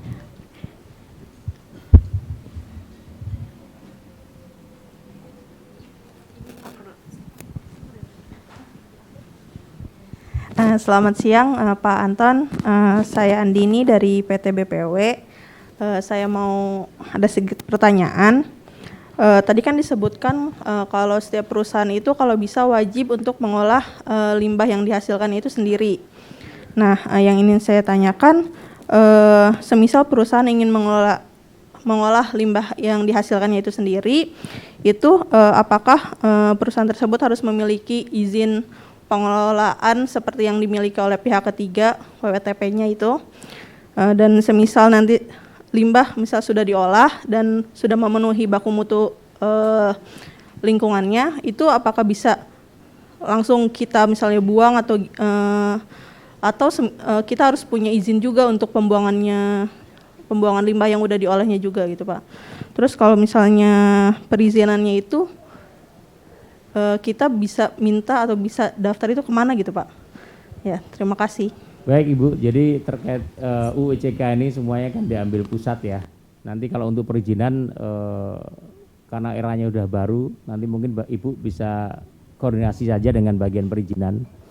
Karena kami itu di Gakum itu jauh dengan bagian perizinan itu, jadi kami hanya melihat ini punya izin atau tidak. Tapi sebenarnya semua yang menghasilkan limbah 3 itu wajib melakukan pengelolaan. Wajib itu. Dalam hal tidak bisa diserahkan ke pihak ketiga. Itu aja Bu ininya, intinya di situ. Nah, untuk air limbah pun juga harus ada izinnya dalam membuang. Kadang-kadang salah kaprah, yang diizinkan itu IPAL-nya, bukan IPAL-nya, tapi izin membuangnya. Itu yang persyaratannya yang harus dipenuhi. Begitu Bu. Tapi untuk perizinan bisa diskusi bagian perizinan karena mungkin ada yang terupdate yang saya tidak tahu, itu akan lebih memudahkan karena di bagian limbah P3 di perizinan juga kemarin ada perombakan semuanya, ada perampingan yang tadinya ada 4 subdit jadi 2, yang tadinya ada direktorat verifikasi itu juga hilang. Jadi kita banyak sekali perombakan di KLHK, jadi mungkin kalau ada hal yang terbaru mungkin Ibu bisa langsung saja ke bagian perizinan. Begitu, Bu. Oke, baik. Bapak yang di belakang, silakan Pak. Tanya lagi Pak, kan sekarang untuk limbah rumah tangga Pak, misalkan kan sampah, kemudian yang dari kamar mandi dan sebagainya, kan kalau dari kamar mandi kan ada undang-undang baru untuk pembuangan limbah cairan sekarang itu Pak. Nah ini kan sebetulnya secara dampak lah ya, dalam artian kan hampir semua rumah tangga kan juga sama aja buang, pada akhirnya kan buang ke selokan gitu loh Pak. Nah ini kita di perusahaan kan dengan adanya ini harus pengolahan lagi, harus ada IPAL, kemudian terus ini kan juga tambah biaya juga Pak untuk limbah cair. Termasuk misalnya untuk sampah juga ya Pak ya. Karyawan makan misalkan pakai nasi bungkus atau bagaimana gitu kan, sampah-sampah yang umum lah rumah tangga itu. Ini kalau secara ketentuan tadi kan masih bahas lebih banyak ke yang B3 ya Pak ya. Mungkin bisa dibahas diterangkan lebih lanjut lagi yang non B3 tadi Pak. Terima kasih. Ya. Jadi hampir sama pertanyaan dengan Pak yang di depannya ya, tentang limbah domestik Pak ya. Memang kalau di Gakum saya sampaikan tadi, kita lebih ke ambiennya Pak. Jadi ke sungainya gitu loh kalau ada tercemar. Jadi jarang kita mengkasuskan pencemaran yang dari limbah domestik. Itu jarang sekali. Tapi bagaimanapun adanya limbah domestik ini memang harus diatur Pak. Harus diatur. Nah itu dulu peraturan kan belum ada limbah domestik dulu kan ada bisa dicampur di IPAL gitu kan. Ternyata kalau dicampur di IPAL akan menambah beban pengolahannya. Jadi bebannya akan lewat. Jadi di dalam melihat pemenuhan baku mutu itu tidak hanya konsentrasi, tapi ada beban penyemaran dan debit maksimum. Nah dulu dengan adanya limbah domestik masuk ke IPAL, itu akan menambah bebannya. Jadi secara konsentrasi dia terpenuhi, tapi dari sisi beban dia akan terlampaui. Nah ini akan jadi melanggar juga kan. Nah untuk itu akhirnya ada kebijakan bahwa ada aturan sendiri, limbah domestik diatur sendiri. Nah terutama memang untuk karyawan yang jumlahnya ribuan gitu kan. Nah yang terkait dengan penyemaran, kadang sungai memang juga sudah parameter yang limbah domestik kan sudah tinggi kan.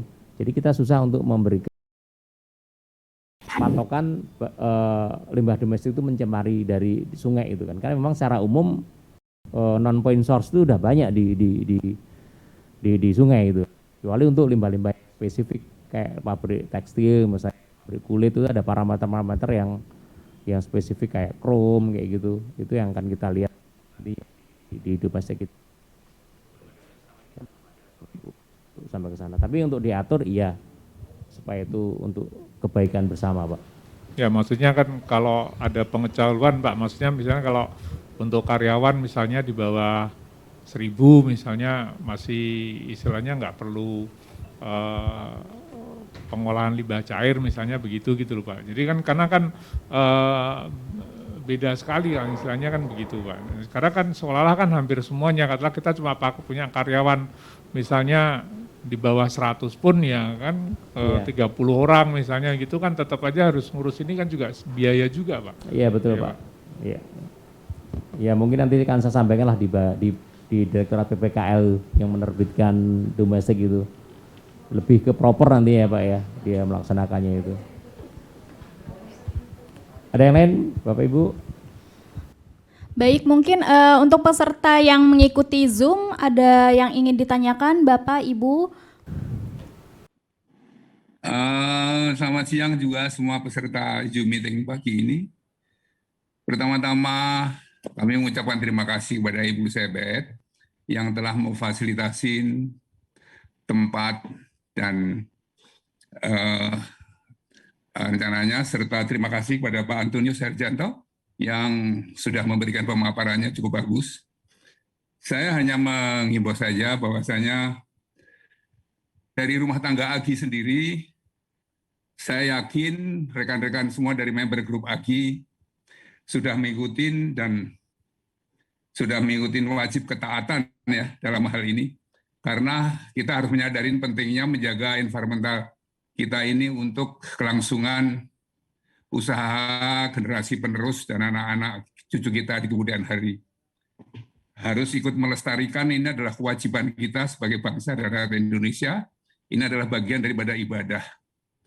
Dan yang saya khawatirkan cuman ada industri-industri yang tidak termasuk di dalam asosiasi ini. Takut saya mereka tidak melakukan dengan baik dan akan lolos dari pemantauan, sehingga mereka itu mempunyai harga jual galvanizing lebih kecil karena mereka tidak mempunyai overhead untuk pembiayaan masalah mengikuti aturan yang baku. Nah, kalau kita setiap pertemuan pasti kita akan membahas tentang pentingnya menjaga kelestarian hidup itu di seluruh anggota AGI itu. Saya yakin insya Allah mudah-mudahan semuanya sudah mengikutinya. Karena setiap pertemuan di dalam informal atau informal, hasil proper ini selalu kita bahas. Jadi di situ saya tahu bahwasanya betapa concernnya semua member AGI ini untuk mengikuti peran serta pelestarian lingkungan. Nah, yang saya khawatirkan adalah bagaimana pemerintah ini mengaktualisasikan tentang hukum orang-orang yang sudah melanggar. Karena sampai sekarang, saya itu tidak pernah dengar ya, orang dihukum karena melanggar masalah pembuangan limbah. Oh, si A, si B dihukum tuh 3 tahun atau kena denda sekian juta rupiah. Saya belum pernah dengar. Cuman yang pernah dengar adalah orang-orang yang dikatakan oleh Pak Haris tadi, itu saya nggak setuju.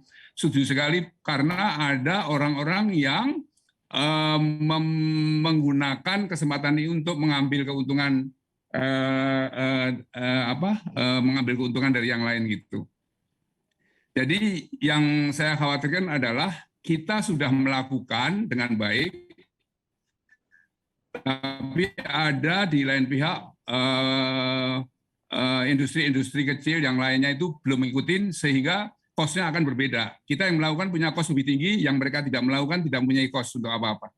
Jadi itu saja, mudah-mudahan ke depannya dari pihak yang berwajib akan benar-benar mengaktualisasikan tentang sanksi-sanksi hukum perdana maupun denda ini. Saya mau benar-benar itu dilakukan, karena kalau tidak pernah diaktualisasikan, tidak pernah akan ada contoh dan tidak akan ada jerahnya.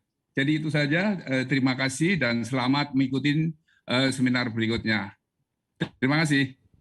Baik, terima kasih Bapak Ari atas himbauan yang disampaikan. Kemudian ada lagi untuk Bapak atau Ibu yang ingin memberikan pertanyaan? Saya menanggapi sedikit aja dari Bapak tadi. Oke, ya. baik Pak, silakan Pak. Ya, sebenarnya contoh yang tadi, yang Bapak belum pernah melihat yang dihukum, itu udah banyak sebenarnya Pak. Cuma mungkin Bapak tidak mengupdate ya terkait dengan berita itu. Jadi setiap ada kasus, kita selalu press release. Ada press conference di kantor kami. Bahkan tersangkanya pun kita hadirkan di situ.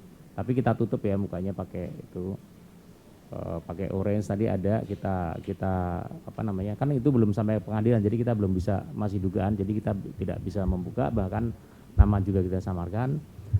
Banyak Ibu, Bapak Ibu yang udah dihukum 2 tahun, dendanya 2 miliar. Itu udah banyak sebenarnya. Cuma memang sepertinya mungkin tidak menarik ya, tidak seperti apa ya KPK itu kan. Padahal KPK sendiri kalau menangani kasus yang besar langsung diberitakan. Nah, cuma kami beritakan juga, tapi masih kadang-kadang di web kami di IG-nya KLHK, terus kemudian di webnya KLHK, atau kadang-kadang kalau misalnya saat ini misalnya ada press conference, paling surat kabar sehari 2 hari itu hampir beberapa surat kabar meliput itu. Jadi untuk yang dihukum juga sudah banyak Bapak, untuk yang denda juga sudah banyak. Memang denda itu masuknya ke PNBP, jadi tidak ke lingkungan gitu kan, tidak masuk ke lingkungan. Jadi masuk ke penerimaan negara bukan pajak. Demikian Pak, terima kasih.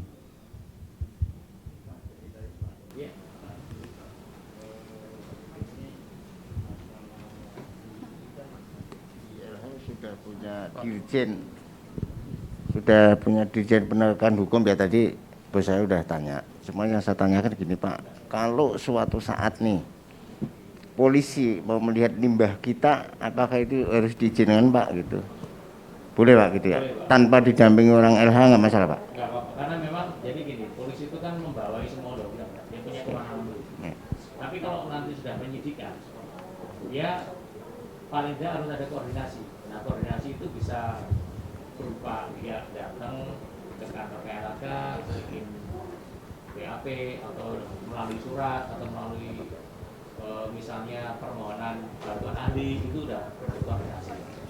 Saya di tempat lingkungan saya tuh sering terjadi seperti itu sih Pak. Jadi saya sebenarnya ini haknya LH pokoknya polisi, jadi saya bingung waktu itu. Baik Pak. Baik Pak, terima kasih Pak.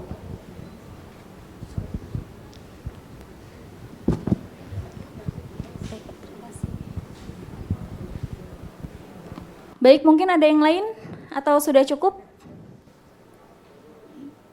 Sudah cukup mungkin ya untuk sorry Pak, silakan Pak. Baik, terima kasih. Terima kasih atas kesempatan yang diberikan. Saya mencoba mengencourage ke teman-teman industri galvanize. Mungkin kita masih agak sedikit malu-malu kucing Pak Anton. Maksudnya malu-malu kucing itu apakah fasilitas di tempat kita sudah memenuhi minimum requirement terhadap perundang-undangan yang sudah diterbitkan oleh pemerintah. Ya, dalam hal ini mungkin standar minimum requirement dari pengelolaan limbah itu sendiri. Tidak berpulang kepada industri yang besar maupun kecil, kadang-kadang kita masih dalam tanda kutip memaklumi seperti TPS, seperti juga bagaimana cara mendistribusikan dari area limbah itu sendiri ke tempat TPS. Ya Pak ya, tadi saya coba ngobrol sedikit dengan Bu Elizabeth, mungkin bisa disampaikan clue-nya lah, petunjuknya gitu, bagaimana standar minimum requirement untuk fasilitas yang ada di tempat kami khususnya industri galvanis itu merujuk ke undang-undang itu minimumnya seperti apa. Mungkin itu saja Pak. Saya mungkin mewakili terutama dari industri saya sendiri dan juga mungkin teman-teman yang mau menyampaikan juga agak segan atau bagaimana gitu Pak. Terima kasih. Baik, terima kasih Pak. Standar requirement yang minimal itu sebenarnya ada di proper biru Pak. Kalau Bapak Ibu udah mendapat proper biru itu udah memenuhi persyaratan yang minimal di situ. Jadi di proper itu kan akan di breakdown kan, misalnya ada nyimpan, tempat penyimpanan seperti apa, ada simbol label yang ada. Tapi itu bukan berarti kalau ada kesalahan itu terus kepidana, enggak kayak gitu Pak. Itu kan memang kita menuju ke lebih baik, itu masuk ke sanksi administrasi saja sebenarnya. Nah, di proper kenapa ada biru-biru itu memang penaatan yang minimal sebenarnya. Yang memang harus ditaati seperti itu, memenuhi baku mutu kan memang sudah kewajiban dari perusahaan. Menaati peraturan itu juga sebagai kewajiban perusahaan juga. Tapi kalau misalnya standar minimal itu setiap perusahaan kan berbeda-beda Pak. Nah itu yang akan coba kita lihat di proper itu, tergantung tempat TPS-nya diperlukan seperti apa gitu kan. Tapi di sini intinya memang dalam setiap yang menghasilkan limbah B3 itu harus dilakukan pengelolaan. Nah pengelolaan seperti apa yang saya sampaikan tadi. Kami dari Gakum hanya melihat salahnya itu Pak tadi ke media lingkungan, karena di sini ada delik formil dan material. Nah formilnya itu terkait dengan izin. Tidak punya izin pengelolaan limbah B3 itu pidana. Nah sedangkan material itu dihukum karena sudah ada korban. Nah itu korbannya itu bisa lingkungan, bisa orang gitu kan. Nah sedangkan limbah B3 itu lebih ke delik formilnya. Jadi nggak ada izin pun itu pidana itu Pak. Itu kalau untuk limbah B3 Pak ya. Berbeda dengan air. Air masih masih terkait dengan sanksi administrasi. Nah berbedanya itu, cuma sekarang saya sebutkan tadi sudah pasal hilang satu, jadi agak ringan di situ. Jadi hanya pasal 103 tadi terkait dengan penghasil wajib melakukan pengolahan, dan yang kedua dilarang melakukan penimbunan limbah itu. Jadi tinggal dua aturan itu Pak yang terkait. Ini jadi intinya itu sih hanya untuk gimana limbah yang industrial itu harus dikelola. Karena nggak harus ada korban di sini, nggak ada izin aja udah pidana itu kalau untuk limbah P3 Pak ya. Jadi izin aja sudah pidana Pak. Pidana kalau untuk limbah P3 ya. Karena itu deliknya formil. Nah, ini mudah-mudahan teman-teman hati-hati ya untuk hal ini, jangan sampai. Saya rasa di sini di anggota AGI ini kuat ya, ada Bu Elizabeth sebagai tempat untuk untuk diskusi gitu kan, untuk diskusi gimana baiknya. Saya dengan Bu itu udah lama, Ibu kenal ya dari tahun 2004 ya, tetap seperti ini Bu Elizabeth itu masih awet muda gitu kan. Saya menua, Ibu itu tetap gitu, saya bilang Ibu. Itu jadi Bu Elizabeth udah punya banyak sekali pengalaman dari, saya rasa dari berbagai industri Bu ya, dari tekstil, kemudian apalagi ya, galvanis tentunya gitu kan. Nah dari sistem pengolahan limbah juga saya lihat itu saya rasa ini menjadi satu keuntungan buat yang masuk anggota AGI ini untuk sebagai lahan untuk konsultasi ya Bu ya, untuk yang ke yang lebih baik nantinya sebenarnya. Saya yakin Ibu pengalamannya lebih banyak terkait dengan limbah maupun dengan air limbah gitu Bu ya, termasuk desain IPAL itu kan. Saya yakin kalau yang didesain waktu itu asal pelaksanaannya benar gitu kan, kadang desainnya benar tapi yang laksain nggak benar itu juga akan jadi permasalahan nantinya. Demikian Bu. Saya tambahkan ya, jadi yang penting memang aturannya begini-begini, TPS harus begini. Cuman betul Pak Anton, pelaksanaannya. Jadi bagaimana semua limbah itu misalnya dimasukkan TPS gitu. Kadang-kadang kita ngangkut itu Pak, ngangkutnya bukan dari TPS. Jadi ngangkutnya kok di luar gitu. Tapi kan kita bukan penegak hukum atau gimana ya, terpaksa kita angkut. Cuman itulah yang saya maksud. Jadi sudah ada TPS, tapi tinggal pelaksanaannya aja tadi, ngangkutnya kok di luar. Terus label-label nggak semua dilabelin gitu kan. Jadi ya itu nanti kita mungkin harus buat session khusus bagaimana melakukan pelaksanaan yang benar gitu ya. Jadi meskipun juga misalnya mengambil limbah speknya limbah cair kan, liquid pickling gitu ya. Tapi nanti yang diambil bukan liquid pickling, diaduk sama selatnya. Jadi dikasih bonus selat. Padahal itu kodenya sudah lain lagi sebenarnya gitu loh. Jadi itu yang kita mesti edukasi pelaksanaannya. Bagaimana cair ini memang kodenya cair, harus cair. Maka diangkutnya pakai tangki truk. Jadi sebenarnya nggak boleh dicampuri padatannya gitu. Tapi kalau sudah susah memang kalau udah di lapangannya gitu ya. Nah padatannya nanti dikumpulkan sendiri sebenarnya, terus dipres, kodenya entah dikarungin, entah masukkan drum, kodenya sudah lain lagi gitu. Jadi tadi kan Pak Anton jelaskan ada list limbah-limbahnya. Jadi itu semua itu termasuk limbah yang B3 yang digalvanis tadi di PP 22 tadi gitu. Jadi bukan berarti saya nggak pernah punya limbah selat karena selalu teraduk sama yang cairnya tadi gitu loh. Jadi itu terima kasih masukannya Pak Indra. Jadi pelaksanaannya nanti ya ada sesi lain lagi, dan terima kasih Pak Anton. Benar Anda aturannya begini-begini proper, tapi pelaksanaannya itu yang memang masih saya lihat karena saya yang mengangkut gitu ya, jadi melihat kurang gitu, melabeli semuanya, terus susunannya di TPS bagaimana supaya aman begitu ya. Jadi yang dilihat malah ada TPS, jangan hanya formalitas ada TPS, tetapi limbahnya tetap harus dimasukkan TPS dengan rapi, dengan label, susunannya bagaimana. Ya, nanti saya sendiri lagi Pak. Iya. Terima kasih. Ya baik, benar Ibu, ini sebenarnya pelabelan itu jangan dianggap sepele Bapak Ibu. Karena nanti kalau diangkut itu salah nempatkan, itu bereaksi, itu bisa terbakar. Ini banyak, ada yang kejadian seperti ini karena salah label. label ditaruh di tempat yang pemicu itu terjadi kebakaran. Pernah ada juga satu kapal tenggelam. Jadi ada satu kapal kargo Panama, dia ngangkut asam nitrat. Karena sudah terkontaminasi pelumas, pihak Thailand nggak mau. Itu ditawarkan ke Indonesia.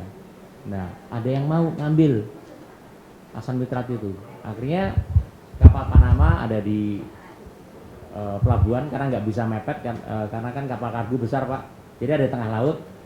Ada 1 km ngambil ke sana, langsung dipompakan. Apa yang terjadi? Dalam waktu menit kapal itu tenggelam. Nakoda meninggal, ABK 2 orang meninggal, jadi 3 orang meninggal. Langsung kapal itu tenggelam. Karena apa? Itu tadi dia nggak ngerti sifat-sifat dari bahan itu tadi. Yang sifatnya korosif harusnya ditampung di tangki yang harus ada coatingnya kan. Ini ditampung di tangki biasa, hitungan menit Bu. Kapal itu tenggelam. Dan orangnya rasanya seperti kecekek itu rasanya. 3 orang meninggal, ya jangan sampai seperti ini lah. Ya kenapa simbol dan label itu kan hal yang simpel kan. Tinggal memasang saja, tapi ini berakibat besar. Jadi pemerintah memberikan aturan itu ada tujuannya Bapak Ibu. Bukan untuk semacam kayak hiasan, tapi ada tujuannya. Kalau misalnya nanti diserahkan ke pihak ketiga yang berizin, dia akan tahu tidak dicampur limbah yang nanti akan bereaksi seperti itu. Nah, itu contoh saja Ibu yang pernah terjadi. Ya seperti galvanis itu saya tambahkan juga kan ada pakai asam sulfat, ada pakai HCl. Jadi juga harus jelas gitu karena tangki pengangkutannya pun sudah berbeda ya, tangki karet, tangki stainless steel gitu. Jadi kadang-kadang memang kita tanya, tapi kadang-kadang kalau kayak apa ya ada nggak tahu Sumiden itu sudah member belum ya? Sumiden itu pakai asam sulfat, Laswardi begitu. Jadi memang harus benar-benar jelas limbahnya, speknya begitu. Ya, identifikasi limbahnya. Pernah kita juga ngangkut tapi bukan di asosiasi ini. Ada limbah yang salah label juga sampai di dalam truk itu meledak gitu, tapi nggak ada korban waktu itu hanya di dalam truknya. Terus jadi kita kembalikan lagi, kita bilang ini nggak bisa kita terima karena limbah meledak gitu. Ya, jadi itu makanya housekeeping itu sangat penting. Ya, juga misalnya limbah di bak nanti kecampur air hujan, jangan sampai dianggapnya seperti nanti diangkut disedot truk, tapi campurnya macam-macam, ada plastik, ada tempat untuk cuci tangan juga di situ gitu. Nah itu juga nanti housekeeping itu penting sekali. Ya, terima kasih. Terkait housekeeping juga pernah kami menangani kasus itu tadi sama ditaruh di luar TPS. Iya di luar. Akhirnya hujan, akhirnya ngalir ke masyarakat. Dan limbahnya asam itu dilaporkan juga. Itu ada yang kena juga. Ya jangan sampai dengan kelalaian kita ini namanya kelalaian Pak juga. Itu bisa terjadi sih. Ada yang baknya bludak, airnya ngalir, padahal itu air asam. Biasanya bisa ada di perusahaan diluberkan itu ya. Diluberkan. Jadi kolom. Nah, harapan saya jangan sampai adalah di anggota AGI ini berurusan dengan pihak karena repot Pak kalau udah sampai ke sana. Repot sekali. Banyak pihak yang masuk, terus pihak yang lain. Seperti itu. Oke, baik Pak Anton, ini ada pertanyaan dari peserta yang mengikuti melalui Zoom. Pertanyaannya adalah, apakah sidak tanpa surat resmi bisa dilakukan? Apabila ada surat, bagaimana memastikan surat yang dibawa asli bukan tipuan? Lalu, apakah surat tersebut boleh difoto atau scan untuk kepentingan bukti kalau diperlukan? Boleh. Jadi setiap kita tugas itu harus disertai surat. Harus ada surat tugas. Baik surat tugas itu nanti cuma satu untuk diambil lagi, itu tidak apa-apa. Tapi diperbolehkan, difotokopi pun tidak apa-apa surat tugas itu. Karena memang itu sebagai dasar kami untuk melakukan kegiatan. Baik kita mau melakukan full bucket walaupun sifatnya sidak, kami ada surat tugasnya, SPT istilah kami, surat perintah tugas. Dan setiap perusahaan juga berhak menanyakan itu. Baik Pak. Baik, mungkin dari Bapak Suwirja Dinata yang memberikan pertanyaan sudah cukup Pak. Atau mungkin ada yang ditambahkan kembali? Sudah cukup. Terima kasih. Baik, terima kasih Bapak Suirja. Cuma sama kopi itu nggak boleh. Itu gimana itu? Harusnya boleh, Pak. Itu kan resmi. Iya. Nggak boleh ya, Pak? Harusnya dipoto memang. Karena sebagai Kalau saya pegang itu mau saya kopi, Pak, nggak boleh. harusnya boleh. Itu kan kadang-kadang surat tugas itu cuma satu untuk beberapa perusahaan. Nggak apa-apa itu dipoto karena itu sebagai dasar legalitas sebenarnya. Ya, ini yang pernah alami. Jadi kita memasukin perusahaan itu harus ada legalitas, Pak. Itu, Pak. Sebenarnya kan itu. Kenapa di kopi aja surat tugasnya nggak boleh gitu. Padahal polisinya harus bisa kenal sih masalahnya kalau surat tugasnya seperti itu.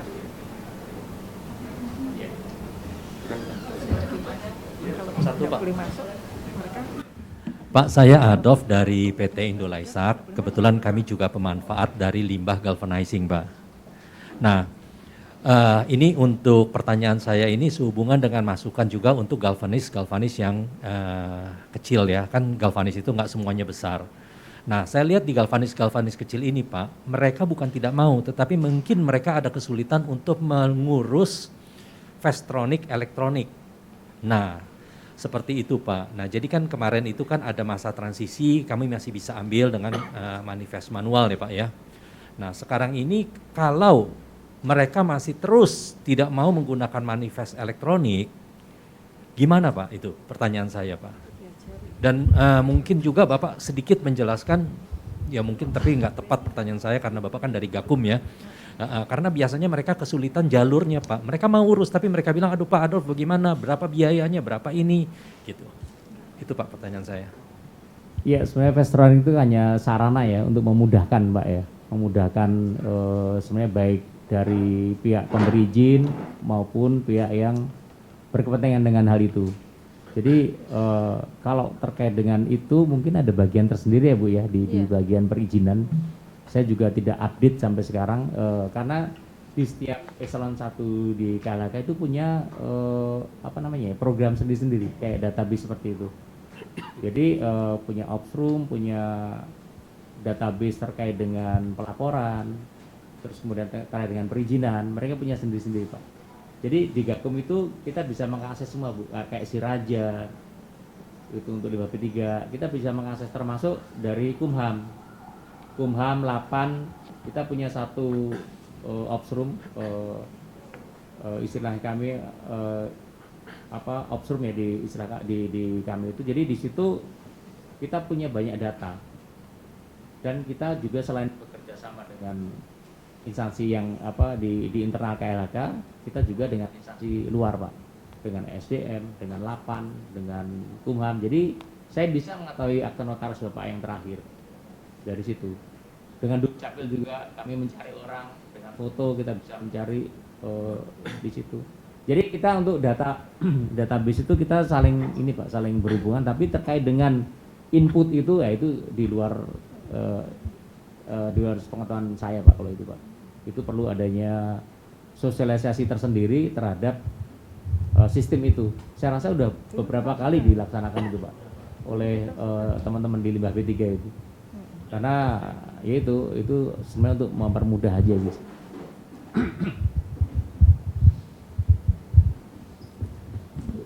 Saya rasa hampir semua sudah pakai kalau member Agi sudah semua pakai elektronik ya.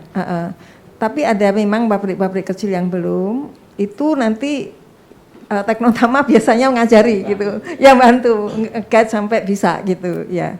Kalau Agi sendiri dulu sudah ada training untuk itu ya. Tapi kalau memang mau benar-benar sesuai kita bisa training per perusahaan gitu. Oh mau ngangkut belum punya gitu, terus kita bimbing gitu. Terima kasih. Baik. Saya Angel dari Galvindo Intis Laras. Mau nanya Pak, di luar dari industri galvanis menyangkut semua jenis industri, seperti kata Bapak, proper merupakan standar minimum untuk perusahaan yang taat. Lantas bagaimana untuk perusahaan yang tidak mengikuti proper dan membuang limbah dengan sembarang tapi tidak diketahui oleh KLHK ataupun Gakum? Karena setahu saya masih banyak perusahaan yang tidak mengikuti proper, tapi produksi masih berjalan, sedangkan untuk kita yang ikut proper, ketika membuat kesalahan akan fatal risikonya, sedangkan mereka dengan kesengajaan. Terima kasih. Sebenarnya lebih untung ikut proper.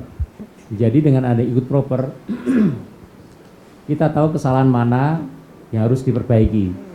Tapi kalau tidak ikut proper, sekali kita menemukan kesalahan, Ibu, itu bisa kita langsung lakukan tindakan hukum. Jadi perusahaan yang kami tangani itu di luar proper semua. Jadi tidak ada apa ya istilahnya pembinaan lebih dahulu, nggak ada. Jadi udah ada bukti dia membuang limbah, dumping, ya sudah kita proses, Bu. Jadi sebenarnya untuk taat itu ada proper atau tidak ada proper, kewajiban pelaku usaha atau kegiatan itu untuk taat itu kan.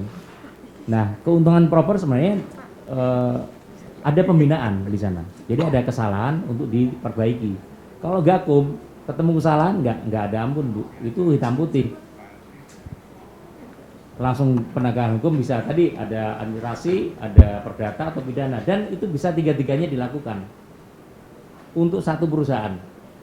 Bisa perdatanya jalan terkait dengan media yang tercemar, administrasinya juga bisa kena terkait dengan misalnya untuk melakukan paksa pemerintah untuk membangun sesuatu atau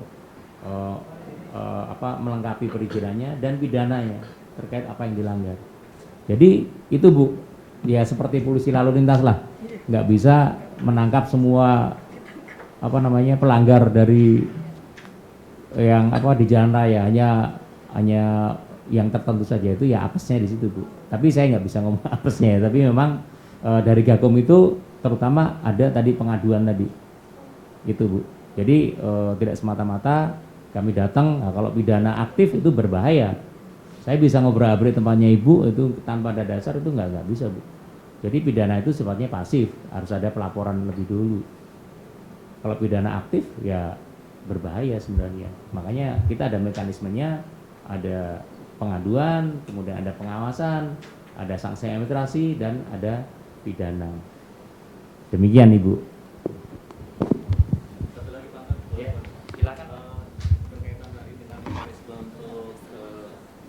Kunjungan atau mungkin penyidikan ke tempat tujuan itu kan harus ada surat tugas ya Pak ya.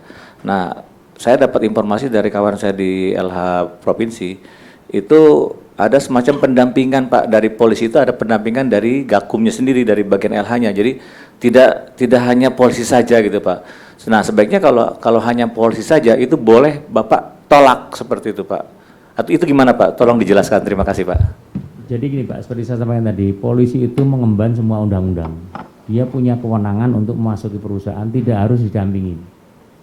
Jadi kecuali nanti pada saat penyidikan, nah itu ada dia berkoordinasi, hanya berkoordinasi. Berkoordinasi itu tidak harus mendampingi, itu hanya bisa berupa surat dan sebagainya. Dia punya kewenangan Pak untuk masukin perusahaan.